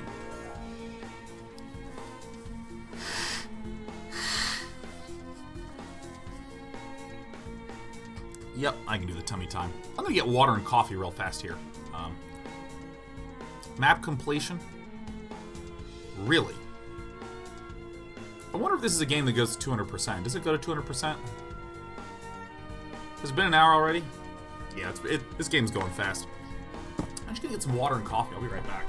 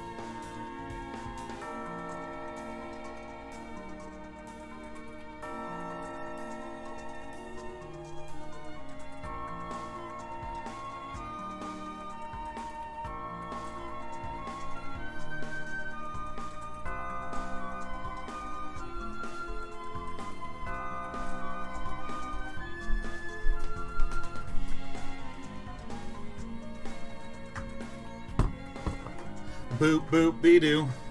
I love walking away from my computer and just coming back. Conic 11 says, it's hard to believe how much has changed since 2013 for this stream alone. It's been kind of an incredible shift, huh?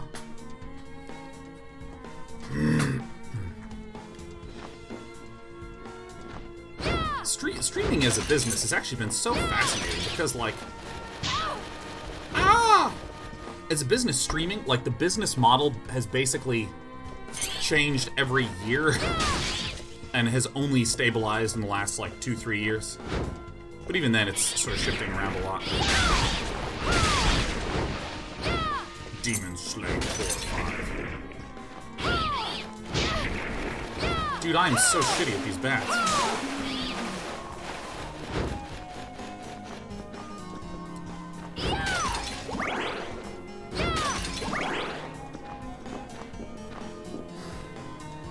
Oh, cool. How do you kill me? You know... Ah! Can I get through here?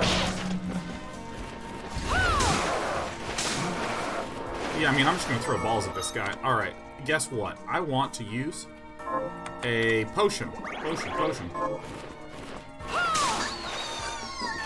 You know, I gotta admit, the spells are kind of way overpowered.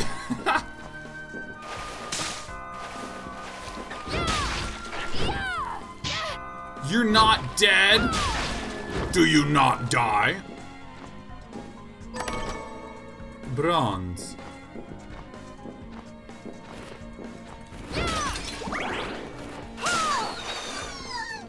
Call, I'm a bird, call. Coming to PAX West this year? I am not. I'm actually running the Day-Night Festival from this here location. My room. Some different weapons.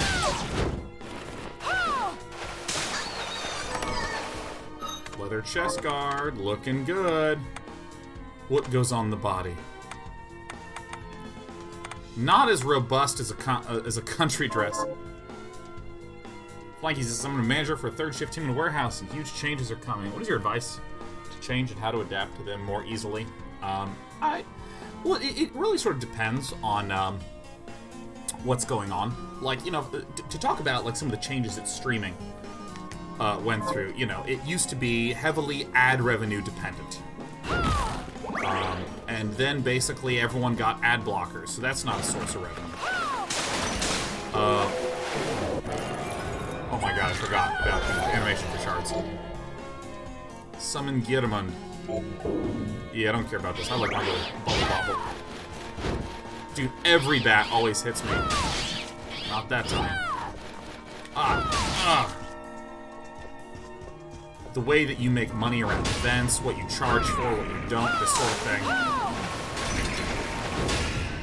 Only really in the last few years has sort of solidified to this model of subscription as the main source of revenue, or a main source of revenue. Advertising is not. Sponsorships and sponsored streams, sort of content as marketing, that's a big area. And I mean, like, sort of, I have a almost a neurotic like, sit there and think things through in lots of detail before they happen. And have a plan for all sorts of things, you know. So, I mean, if there's, like, a change incoming with, you know, how, let's say, your warehouse is being run, maybe there's different technology, different tools, maybe it's a different sort of model, like maybe they're introducing a whole bunch of robots to replace workers. Just kind of, honestly, diligence, I think, is the biggest word I would use to describe it. Like, spend a lot of time diligently thinking through and working through.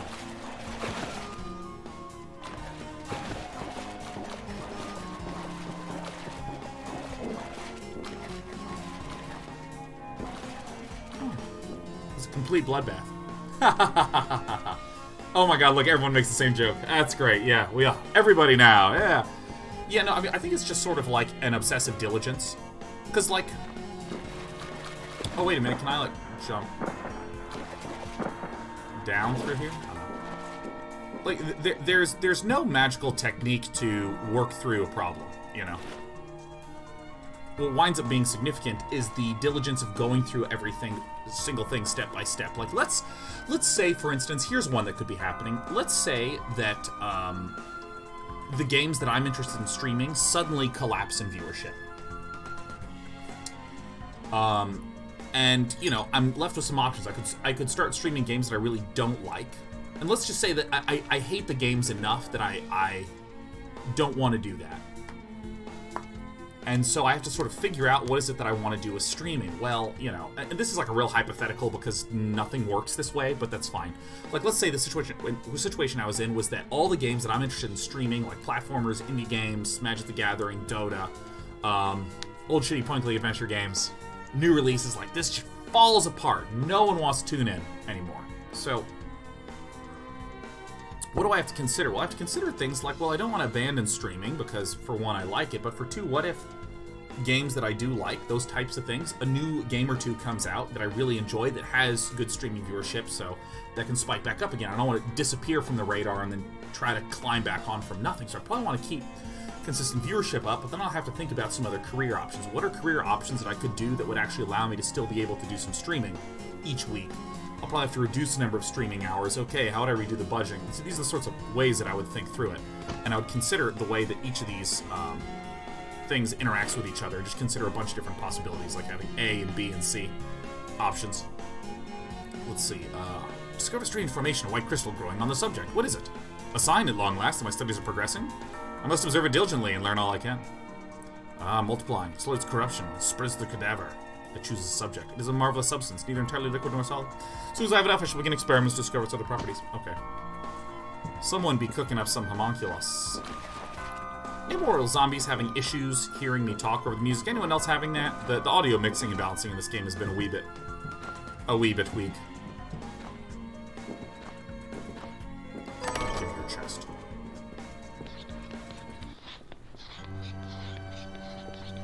Uh-oh, it's a baddie. I haven't saved in a while.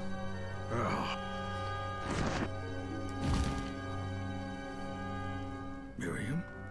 It can't be. Yeah, that's how I stand. You know, sometimes if I'm microwaving Pop-Tarts and I have about 22 seconds to spare, I don't want to go anywhere. I like to stand like this.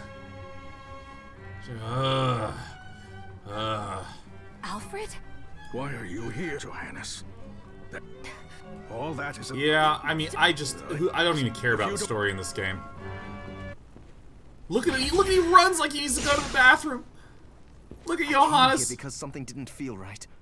But I didn't expect him. Johannes, what is the Liber Logaeth? It's a book the Alchemy Guild once possessed that allows for the summoning of spirits. Microwave Pop-Tarts? Yes, Istra Dog. I like to microwave my Pop-Tart for about 22 seconds. The guild used it to bring about the calamity 10 years ago. And the Shardbinder's crystal acted as a kind of catalyst. A book like that shouldn't even exist. I shouldn't say that I don't care what the story is. I care about lore. Lore is always interesting to me, but the characters themselves, I'm just like, whatever. I know. Alfred must be trying to restore the Alchemy Guild to power. But we cannot let him lay hands on the Liber Logaeth. Alright. He said Cheeple had it. Gerbil has it. It makes sense. Considering the situation we're in, he must have gotten his hands on it after surviving the sacrifice. So now I have to stop No, let's focus on Good point. Dominique might know what to do about Alfred in the mean. Alright, okay, look at him run! Look, this is so ridiculous! Okay, let's crank this down just one more.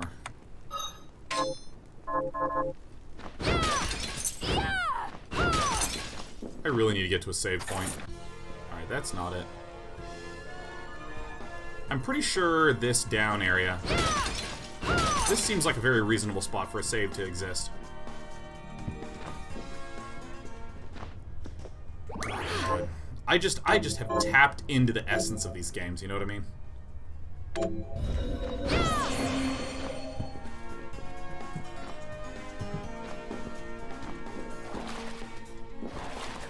Yeah, I know people toast their Pop-Tarts, but, you know, what are you gonna do? Ah! So many shards! The bone toss. Throw a bone in the designated direction. This is my designated bone target. Be my bone witness. Capacity. You can hold. Ow.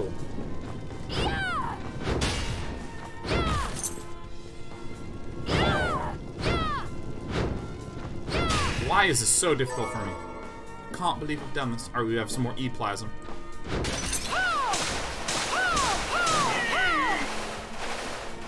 Ooh. Ooh.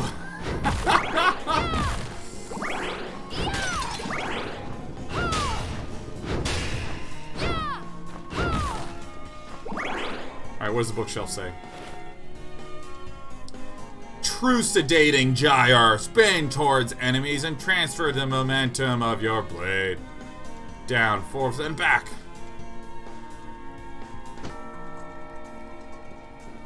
Alright.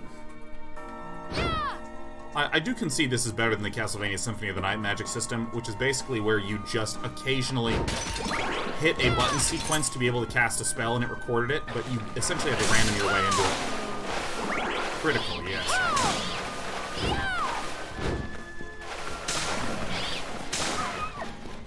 Oh my god, he can get it twice? Oh, I gotta get that chalice.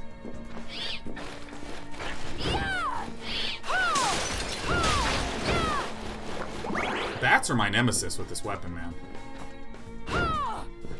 Or it doesn't look like I can get there conventionally. Everything up here is just a tease. This is just the tease zone.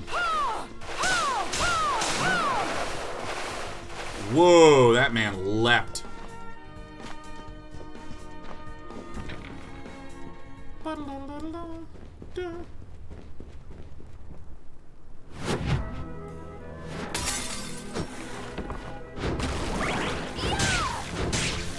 Microweed.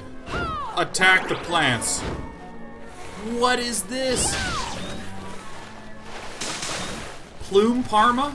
Isn't Parma just a type of prepared pork? Like, sometimes when I go to eat pizza, I order a Parma pizza. Look at my 6 stats, man. What level am I? 9? Nice.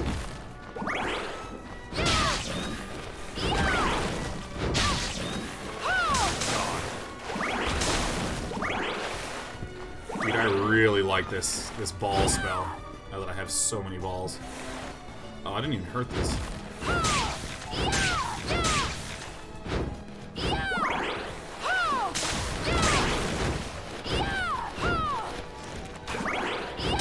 What is this guy, the Barbatos? Holy shit. Dude, true arrow, loosen arrow, alright. No wonder it tells me I can sell these things, man. I need to get some better weapons. Oh my god. Now, I see. I think I may have. If I go to my quest, I think I've actually completed this, but I need to. What I want is for this green thing. I want to be able to teleport back to that.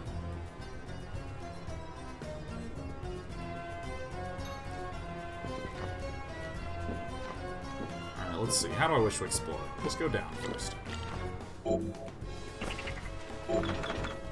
A warhorse's key is required. Well, that's nice. It actually tells you what's up.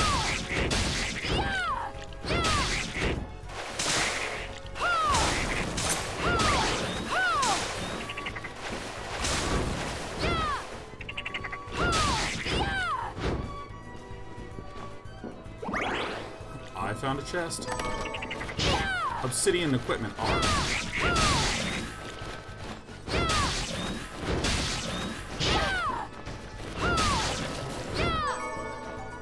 Plume pork. Dude, this ability is just so strong. It is so strong just to lob it from a distance. Heretical grinder. Extend a shaft of rotating blades. And everyone's just like, shaft! Oh my god, so ow! What the hell? What?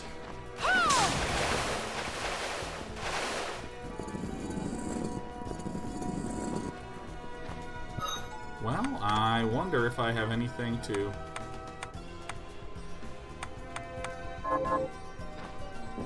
Time to be super stupidly careful, I guess.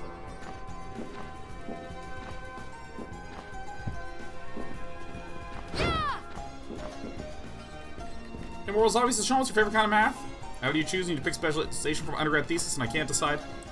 First of all, if you're in a situation of indecision, I just strongly recommend picking anything, and then going hard on it. Let me actually see. I could waystone back to that save point, but if I die, it's not like I've lost very much progress. If you're in a spot of indecision, most of the time it means that either choice is fine, and so it doesn't actually matter.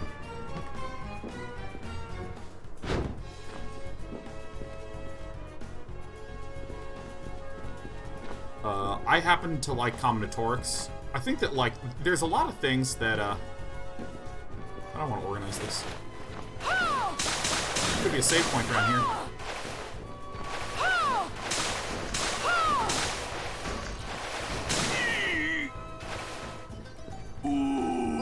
Stand up, disappear. What? You can shoot at an angle? I thought this was a PS1 game. Oh, come on. I thought he could only shoot straight. Are you kidding me? That's garbage. He aims. Fuck this game. Anyways, anytime you're at a spot of indecision, I feel like there's this little subtle thing that winds up happening with the human brain that tis a bit of a lie. Which is like, you know what?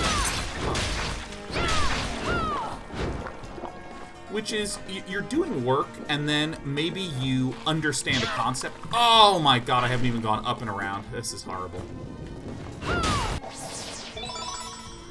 You know, like, so for me, take combinatorics. It doesn't matter if you know what it is, it's just a field of math. And I really got some elements of it. And I felt like I understood, whoa! I understood them pretty quickly. And it felt really good. It felt really satisfying to see, you know, other people struggling, and I got it. You know, when you're the guy that gets it, you feel all like little smarty pants, right? Pretty normal stuff. And that little moment of positive reinforcement made me want to try a little harder the next time. And because I tried a little harder the next time, again, I was able to have a little bit more success in it. Okay, cool. And it was just these chains of improvement that emerged largely from this first initial positive experience. And what happens is that over time, because I am already riding on this high of like, hooray, yay, awesome, woo, I'm learning combinatorics, yeah, like, because that initial wave of positivity, it helped me push through the struggles to where I could learn more and once again give it another little kick, another little high of positivity. And so what's interesting about this loop of people gravitating towards things that give them an emotional, positive sensation is that a lot of what people wind up focusing in just incidentally happens to be the thing that initially gave them that. It's not that I am fundamentally programmed to be better at combinatorics. It's just that that's kind of what I happened to get some positive experience with, which made me want to keep pursuing it, which gave me more positive experience, which made me want to keep pursuing it, and so on and so forth. And I feel like you can use this to your advantage. So take, for instance, machine learning. I was like, I want to learn machine learning. I'm really kind of intrigued by some of the power of this. I'm going to go into this. And the initial experience, quite honestly, it was just horrible.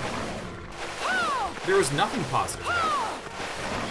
I want to water the dog. Oh god, instead I stood on the dog. That's not how a dog works. Oh. Yeah, the initial experience was quite horrible. But I just worked at it until I started to get stuff.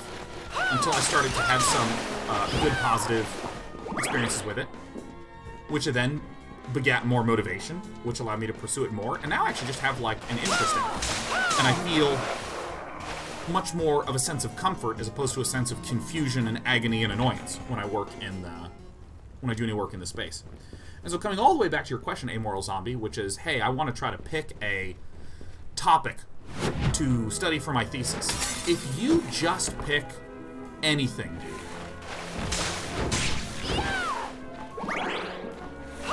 anything you even have a marginal interest in, or something you don't even have an interest in, just as long as you're picking What? Bad pig. As long as you have any interest and you start to pursue work, you start to really dedicate to it. I jump straight into that. As long as you start to pursue any work you do it, eventually you will start to get into a loop where you will have some realization. You'll have some epiphany that feels good, and it will give you the motivation to keep digging harder. And after a little bit of time, you'll have a second epiphany. And after a little bit more time, you'll have a second epiphany. And so for that reason, I strongly encourage anyone who's in a spot of indecision to, 1, just pick anything. Any choice is fine. All the choices are essentially equal. And second, follow it up with just a lot of work. And a lot of commitment to the material. Because if you do that, then you just get into your happy. And there's my answer.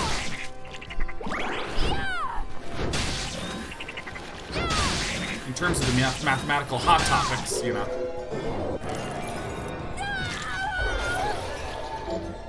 Morals Zombies says, I feel like I'm choosing by which mentors appeal to me. I'm worried that's a bad way to choose. It's a perfectly fine way to choose. It's an absolutely reasonable and intelligent way to make the choice. 1,000,000,000,000,000%. I got into combinatorics largely because there was a professor at Harvey Mudd who was just this mega combinatorialist.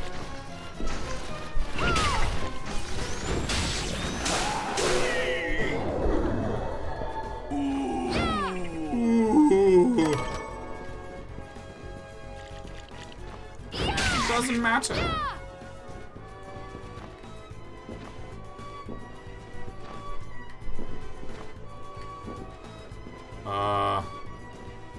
I need my pig to respawn, so I think I enter it and then the pig spawns. No? Do I need to go back? Oh, come on. Ah, come on! Alright, so I need to exit and then return.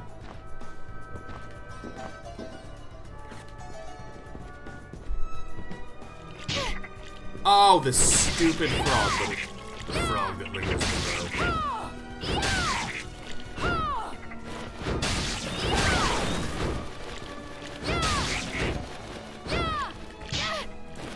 Oh, you're a bad pig. That's a bad Parma. Can you use summon pig? Oh my god, I never even thought about that. That's a good call, everyone.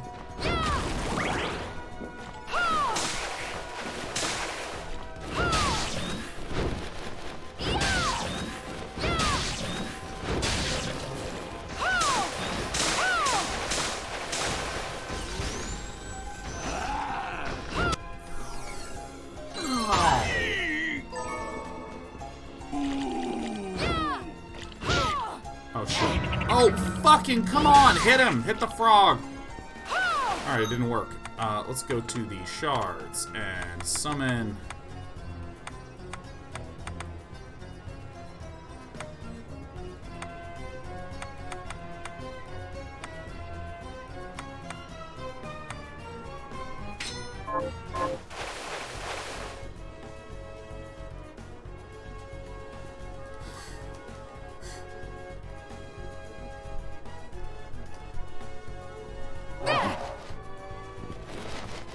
What?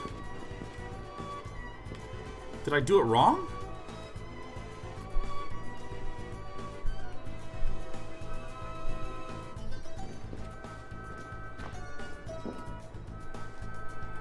What? What?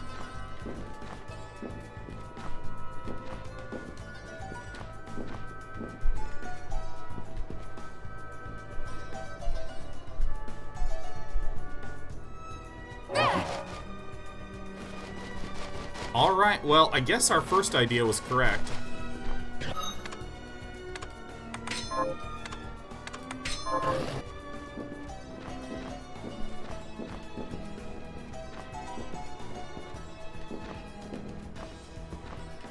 Well, let's see if there's another save spot nearby.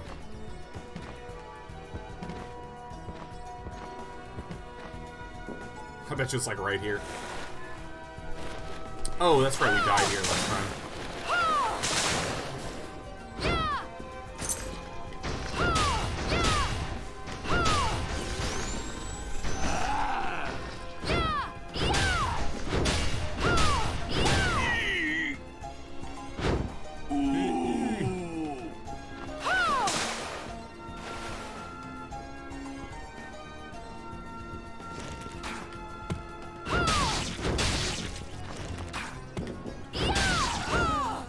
Yeah!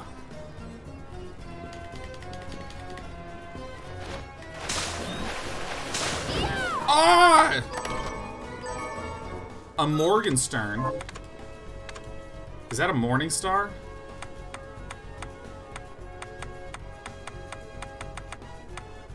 Well, this has the most damage. Oh, that feels good. Ooh, that's strong and it swings fast. Oh!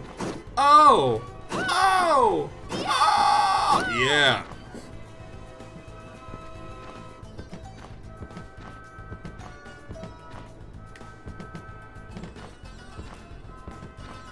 Alright, there better be a safe spot somewhere nearby here. Several months have passed since I wandered into the castle. I've managed to survive thus far by rummaging through treasure chests without the monsters taking notice. Will I find something palatable today? For once, I'd like to crack a chest open and find a mouth-watering hunk of meat. I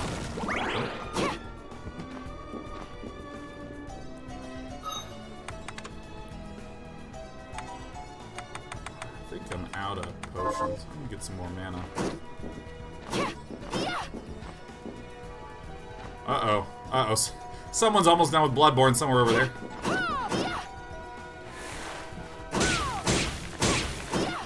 Oh, that attacks so fast. That's so satisfying.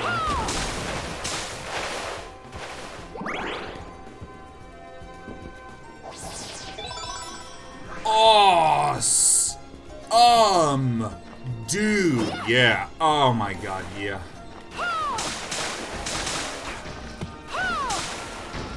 Oh, wait, didn't go through. Oh!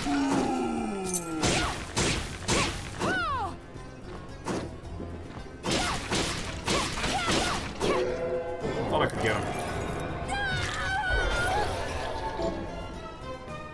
True arrow. Oh, yep, yep, yeah, yep, yeah, yeah, yep. For any of you who don't know, this was actually a really essential part of Castlevania Symphony of the Night, where when the game begins, you went all the way to the far right side of the castle, and then you went all the way to the top, and then you snaked back, and then you went down. So it kind of just gives you the dimensions of the castle. Sense of the bigness. Ah! Alright, how embarrassed I be. Am I in the game so far? It doesn't capture me as much as Symphony of the Night did. I think part of it is the music. Oh, God. Oh, shit.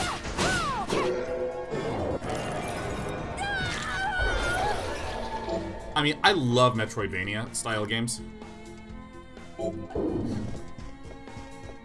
Make no mistake about it.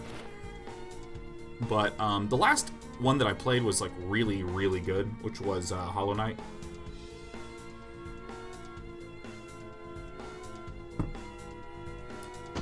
Alright.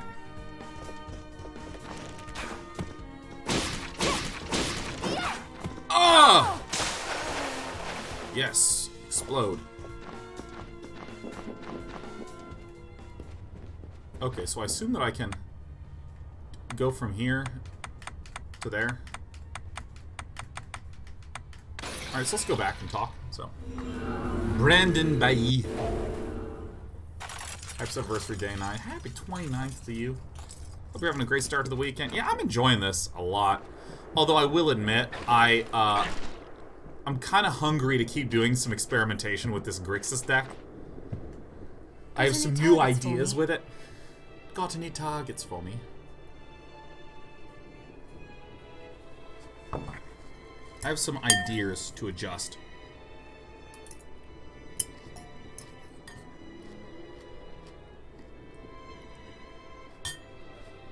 Here's what I've turned up. Good work. Here's your reward.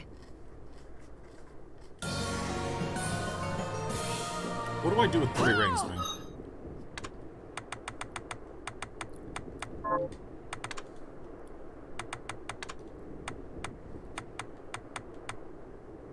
What?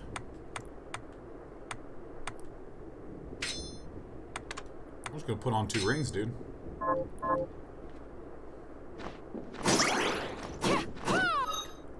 also want to see something with the way the weapons are organized. Is one the count, or is one the... I don't know.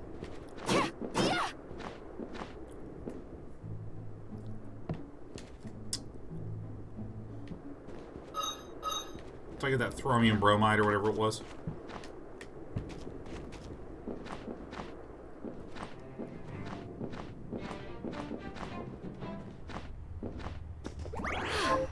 What is how many you have them? Yeah, it was either that or... Hey, let's tell you how many. Yeah, let's talk about how many, What the hell am I talking about? I thought it was some sort of maybe rank or level thing. I am annoyed!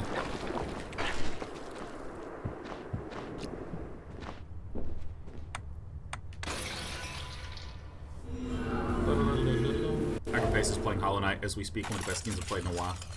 Oh god, it is just so incredible. It's really something special, man.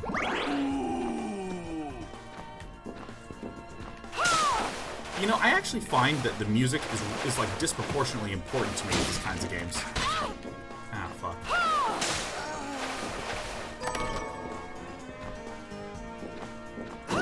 I like the way the combat feels. It's quite nice.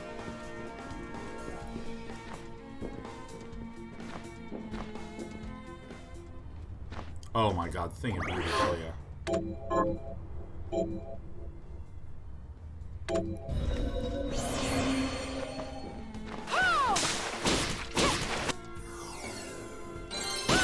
Level up!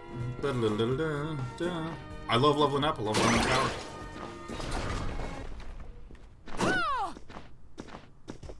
Stop right there. It's me, the gruff anime voice. Yeah, you gonna need to take a break right there. I knew what you are. That ghastly air about you. You reek of sorcery, Shardbinder. Ah, and what am I to make of you? I wear chains around my ankles. It helps my calf workouts. Me? I am your execution.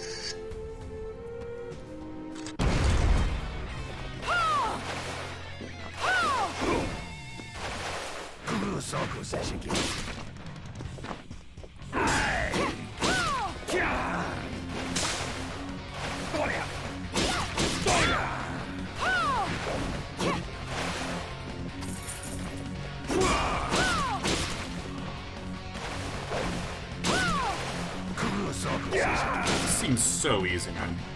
I guess it is at the start of the game. Oh, that didn't hit me. Oh!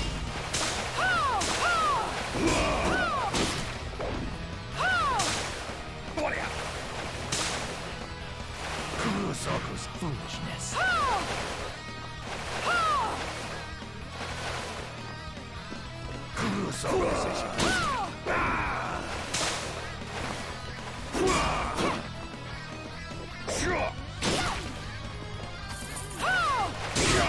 Oh, whoopsie dipsy. I kinda like fights like this where the damage is really high, like the punishment is high. So, you know, you'll get it right, you know, 80% of the time. So I still get that emotional feeling like I'm dodging stuff.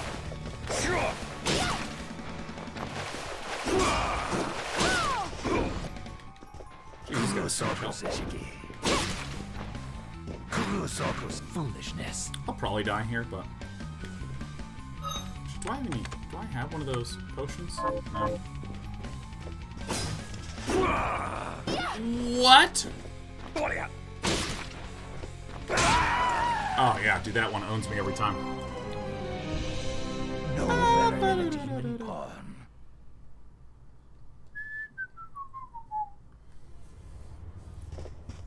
Yeah, I mean, I like fights like that feel like mostly straightforward. Like, I like things that are more punishing than they are difficult. You know what I mean?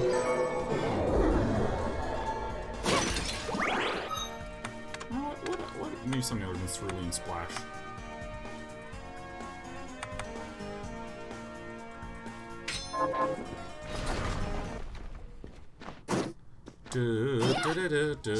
I knew.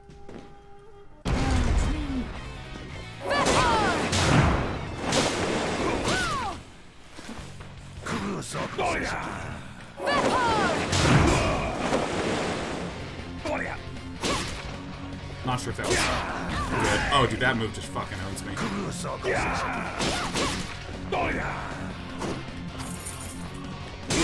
Oh, I thought I was under him. I thought I was not nearby him at all. Holy shit, I'm fucking up like crazy. Dude, I literally was 100% convinced I was out of the way. I will cut down all demons. I hate people that have magic.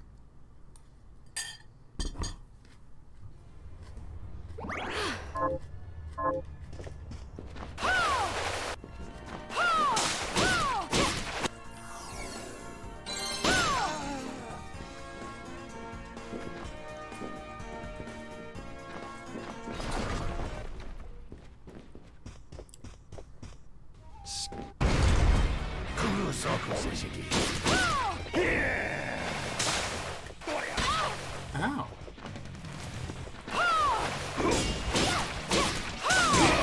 Oh, I hit the wrong button. Dude, it's that up sweeping attack that just owns me so hard. Foolishness.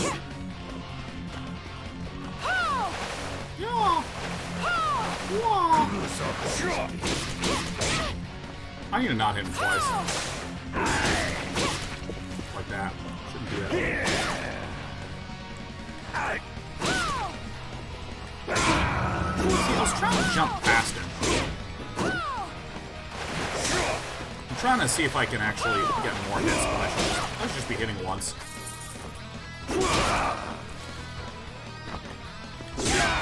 Oh, God. The dash button is different than the dash button in Castlevania Symphony of the Night, and my brain keeps wanting to hit that one.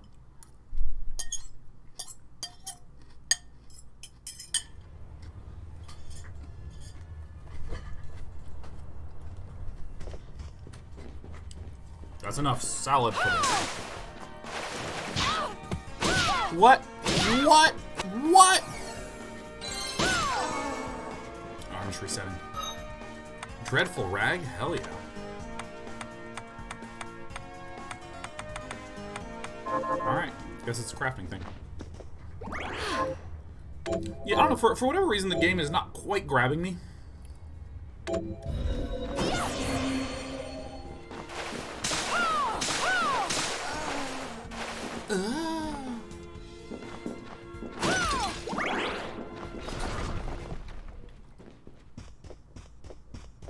Stop right there. I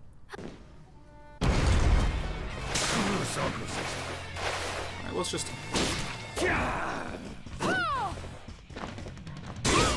Ah. Thought I'd be out of range.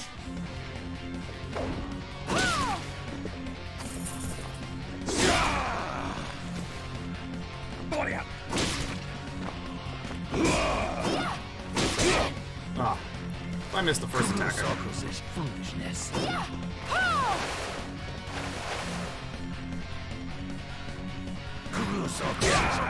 Oh.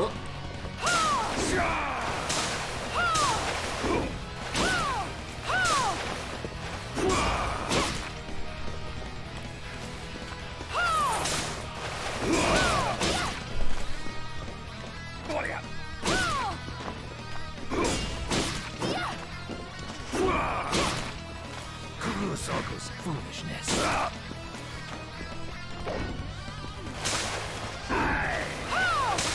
This thing's bounced for so long. Oh. What? You can turn around midway off? Foolishness. Foolishness.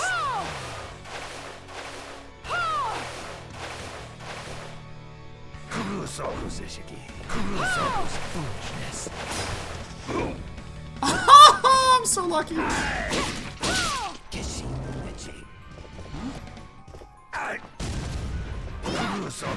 Foolishness.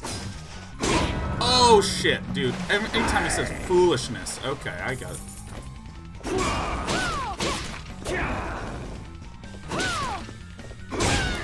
Oh my god, I thought I was out of range. Okay. No better than a demon pawn. No better than a demon pawn. Dude, it's so funny. In Castlevania Symphony of the Night, like, so many boss fights were a joke. You literally just, like, walk up and absolutely annihilate them.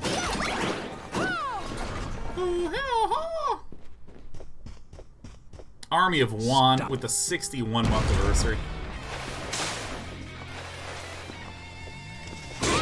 Oh! Fuck. Oh shit, yeah, see, like, he just flips to whatever direction you're facing.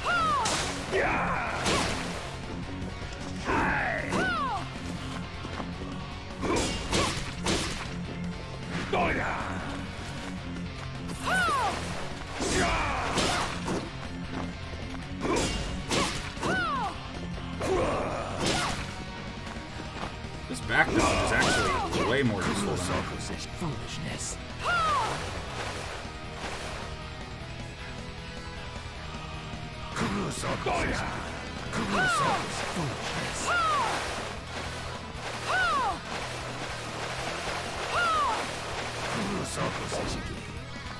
Oh, I hit the button.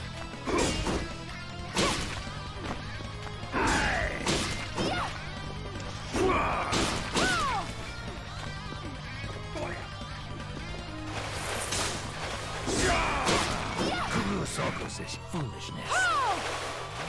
Man.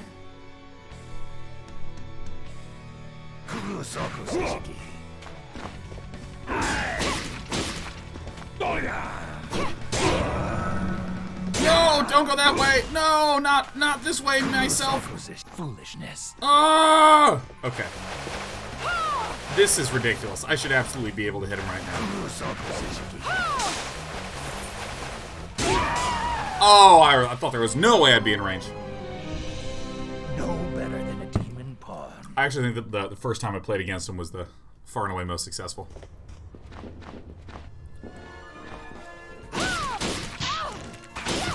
Oh, yeah, that's right. Touching things hurts you in this game.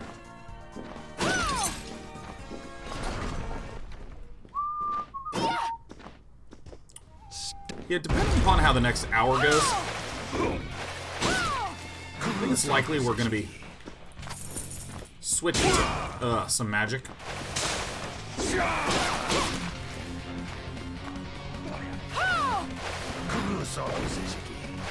Die.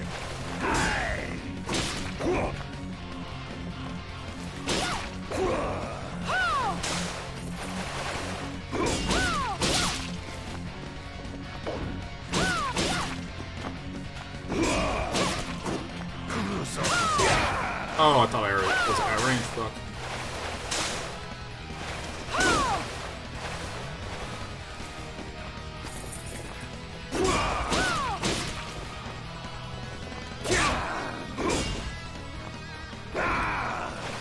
Dude, his upswing things just own me so hard. Oh, that one gets me too. Foolishness.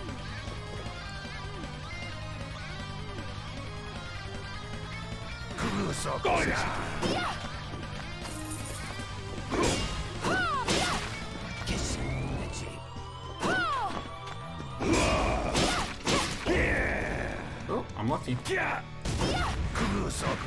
Foolishness.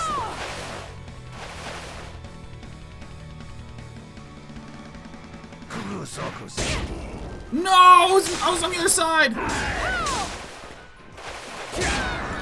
Oh, dude, that just owns me so hard. Ah! Game over. Maybe I want a faster attack. I mean, it feels pretty good, but...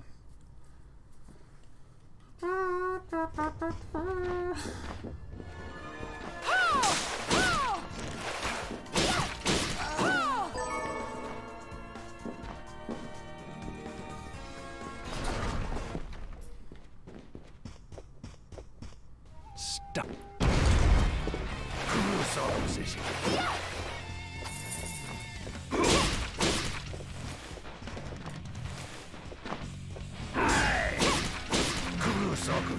Foolishness.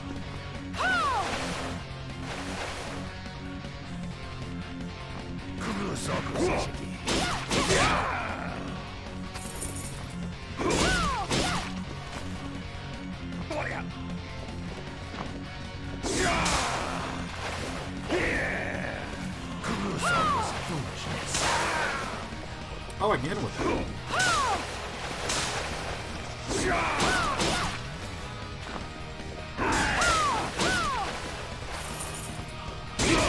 Oh, I hate when he switches directions. Ah, I'm trying to jump.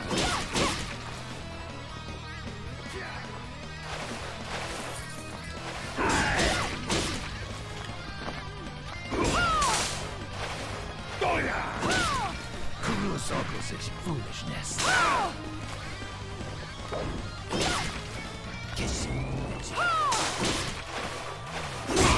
Oh, the range is huge. Oh, the range is huge.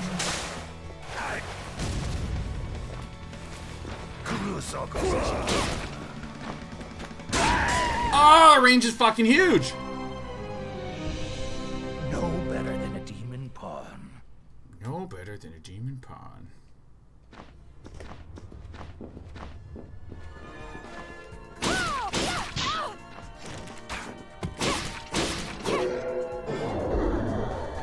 True arrow.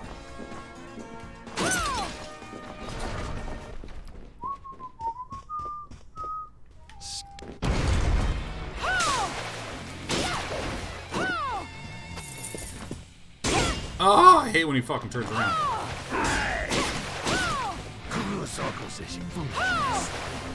Why is it sometimes it hits him, but sometimes it doesn't? I don't understand.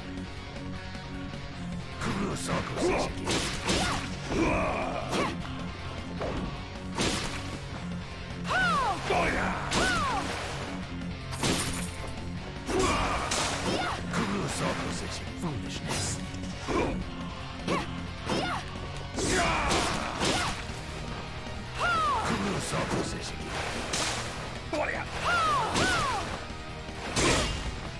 Range on the fucking attack.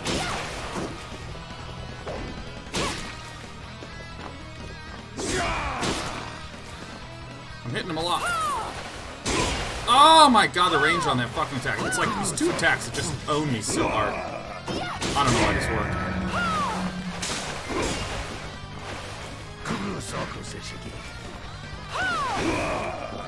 Get me the fuck away from this guy!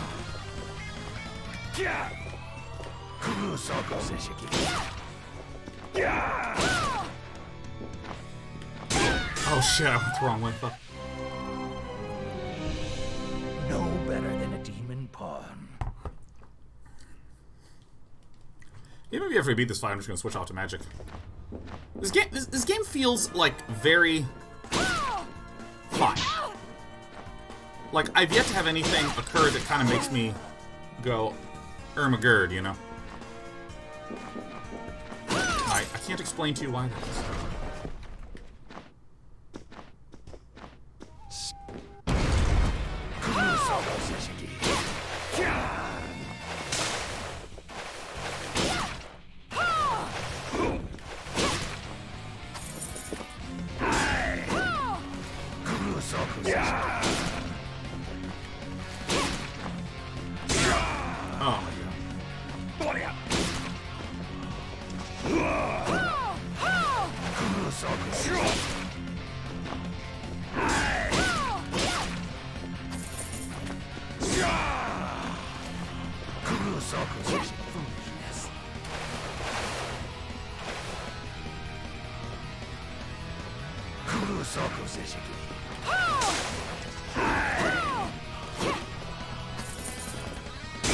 Oh, I fucking hate it when he turns around.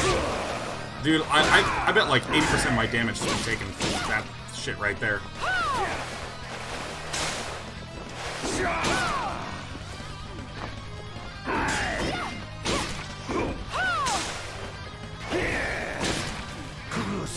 Foolishness. Of all the times.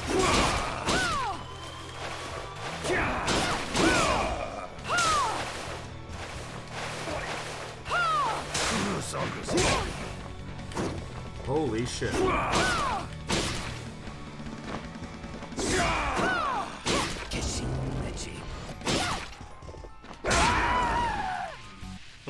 wrongs me. I will cut down all demons. Sounds the late game is worth the early game. Yeah, could be.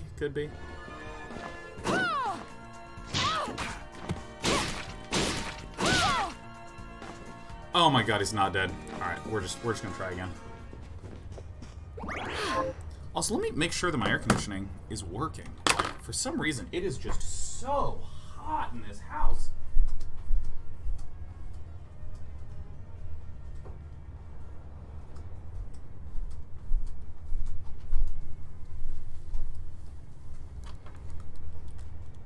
And I'm back. Save complete.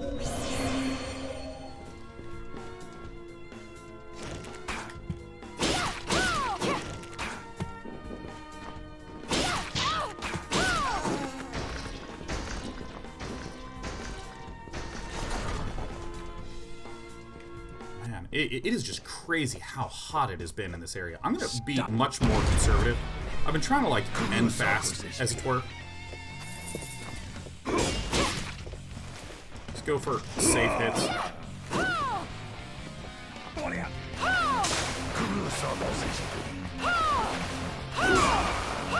Oh my god, the water keeps bouncing.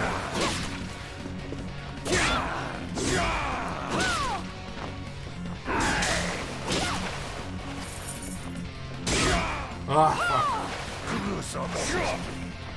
Oh, I thought he was going up.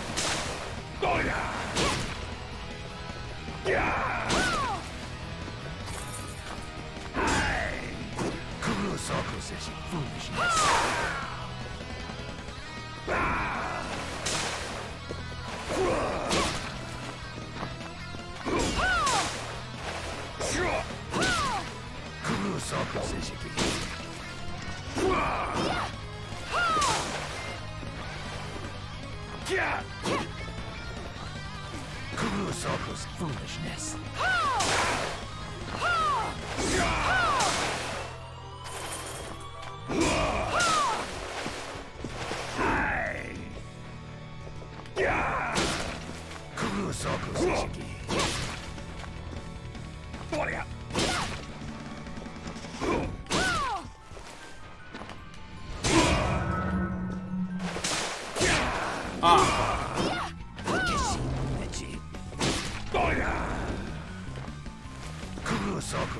Foolishness. Probably gonna die.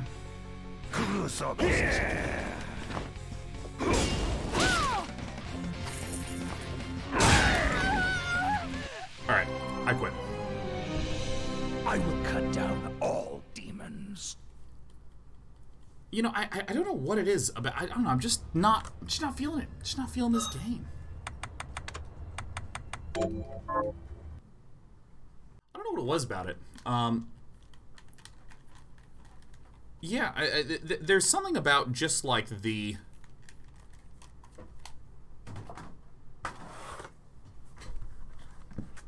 I can't do two things at once. Oh my god, my brain is melting.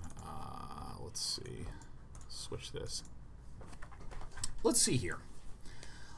Yeah, no, I think I'm done with Bloodstained. Okay, so the Metroidvania. Here's my thoughts. The Metroidvania is maybe one of my favorite genres outside of just, you know, general strategy games. Platformers are super. Platformers are awesome, man. I fucking love platformers. And I'm going to compare the experience of the first 2.5 hours that I played with first 2.5 hours of, say, Ori and the Blind Forest, or the experience of playing Ori and the Blind Forest. In that game, I mean, the art is just so incredible. The movement's really fluid. There's a lot of sequences that feel very satisfying to get through. Like, you have to dodge and get around a couple of things. There's like a rise and a fall and a rise and a fall of the motion. Frankly, the first area, I kind of enjoyed just wandering around and exploring. I really kind of enjoyed it. And then, right after that, there's such a long period where I'm just going straight that I didn't quite get a feeling of exploration. I got a feeling of big linearity, and maybe it'll open up from there. And the boss fight itself, I actually didn't really mind losing a bunch. You know, it's because there's times when I've been sufficiently frustrated with a game that I'm like, okay, I'm too frustrated. I can't do it. But this was the opposite, that it almost felt like there wasn't enough payoff happening. I sort of felt like I was going to beat that boss and then eventually go back to something kind of flat. And I wonder, because there's been comments in the chat about, oh no, like the late parts of the game are like friggin' amazing. It's an incredible late game experience, and I would not be surprised if that were true. Army of One says, I think it picks up quite a bit after this exact fight. That's actually pretty funny. But yeah, you know, there's I almost think there's a I'm trying to think of how to describe it. A lot of times in a game that is very gameplay focused, you know, like a Metroidvania game is a lot of combat, a lot of exploration, a lot of doing of this stuff. And when I'm playing the game, that's kind of what I'm signing up for. And when there's a lot of the character dialogue that I'm seeing that's just taking time away from doing that part of the game, it almost makes me be like, okay, yeah, but like, I want to do some playing. There's like a good 20 or 30 minutes of just dialogue that I was like, okay, when am I going to get to play? Okay, there's a lot of stuff to collect. When am I going to get to play? So on and so on and so on. Leviticus says, this particular fight is such a huge difficulty spike for no reason. You know, I might compare this to the feeling of playing against Father Gascoigne in Bloodstained, or not Bloodstained, Bloodborne, where the game had done marvelous, amazing, awe-inspiring environments and enemies and moments. It was like a really crazy, awesome first 2 hours, and then you hit Father Gascoigne, which took me, I don't know, it took me like maybe 2 or 3 hours to beat Father Gascoigne. But I mean, that was a really, everything leading up to that was really rewarding. And I remember someone once said this in storytelling, that if your game, or if your story has some big twist in the middle, and then a really good climax, you have to make sure that the reading up to the twist is really satisfying. Because if you don't know that there's a twist coming, all you got is what you're experiencing.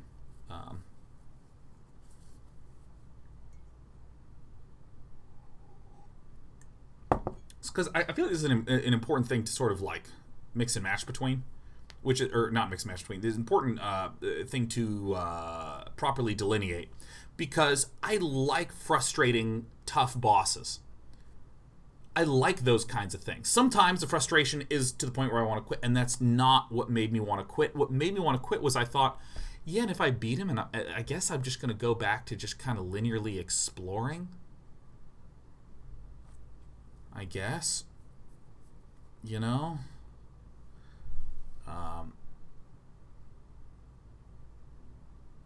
You know, and I think that there's, like, there is the exploration is one part, but there's also the way that the itemization and the reveal of everything worked. I thought that was very clunkily presented to me.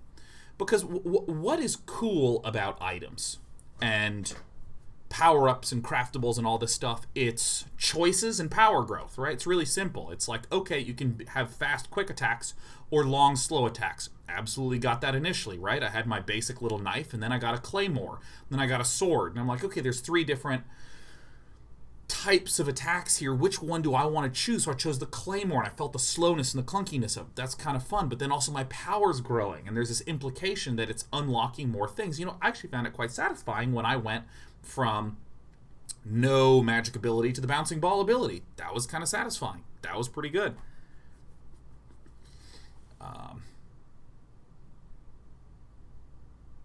And then all of a sudden it's just like, and there's crafting and there's recipes and you can sell and you can upgrade, and here's 40 different shard abilities and here's a ton of different, it's just dropping so much in there. I almost didn't even feel like I got to experience the joy of these different systems. And I'll contrast this with something like in Hollow Knight, where you get these passives that can boost your character. And when you get one, I think you get maybe like 1 or 2 of them, and you can only have 2 equipped at a time, and then you get a third one. So which 2 of these 3 do I equip? And they're all pretty significant. And then you get a 4th and a 5th. And I'm talking about over the course of hours, you're getting a 4th and a 5th. And then You unlock a third slot, so now you have 3 of your 5 available, right? It's a very gradual progression. And, you know, I think back to Prince of Persia Sands of Time, which is a game that essentially is one, 8-hour tutorial of a bunch of different moves, and then at the very end part of the game, you have 2 hours where you get to use all your moves all the time. Yeah. And it was really nice and satisfying to slowly build upon and grow and build upon and grow and that sort of thing.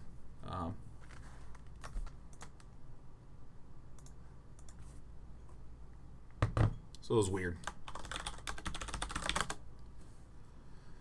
So yeah, I didn't really like.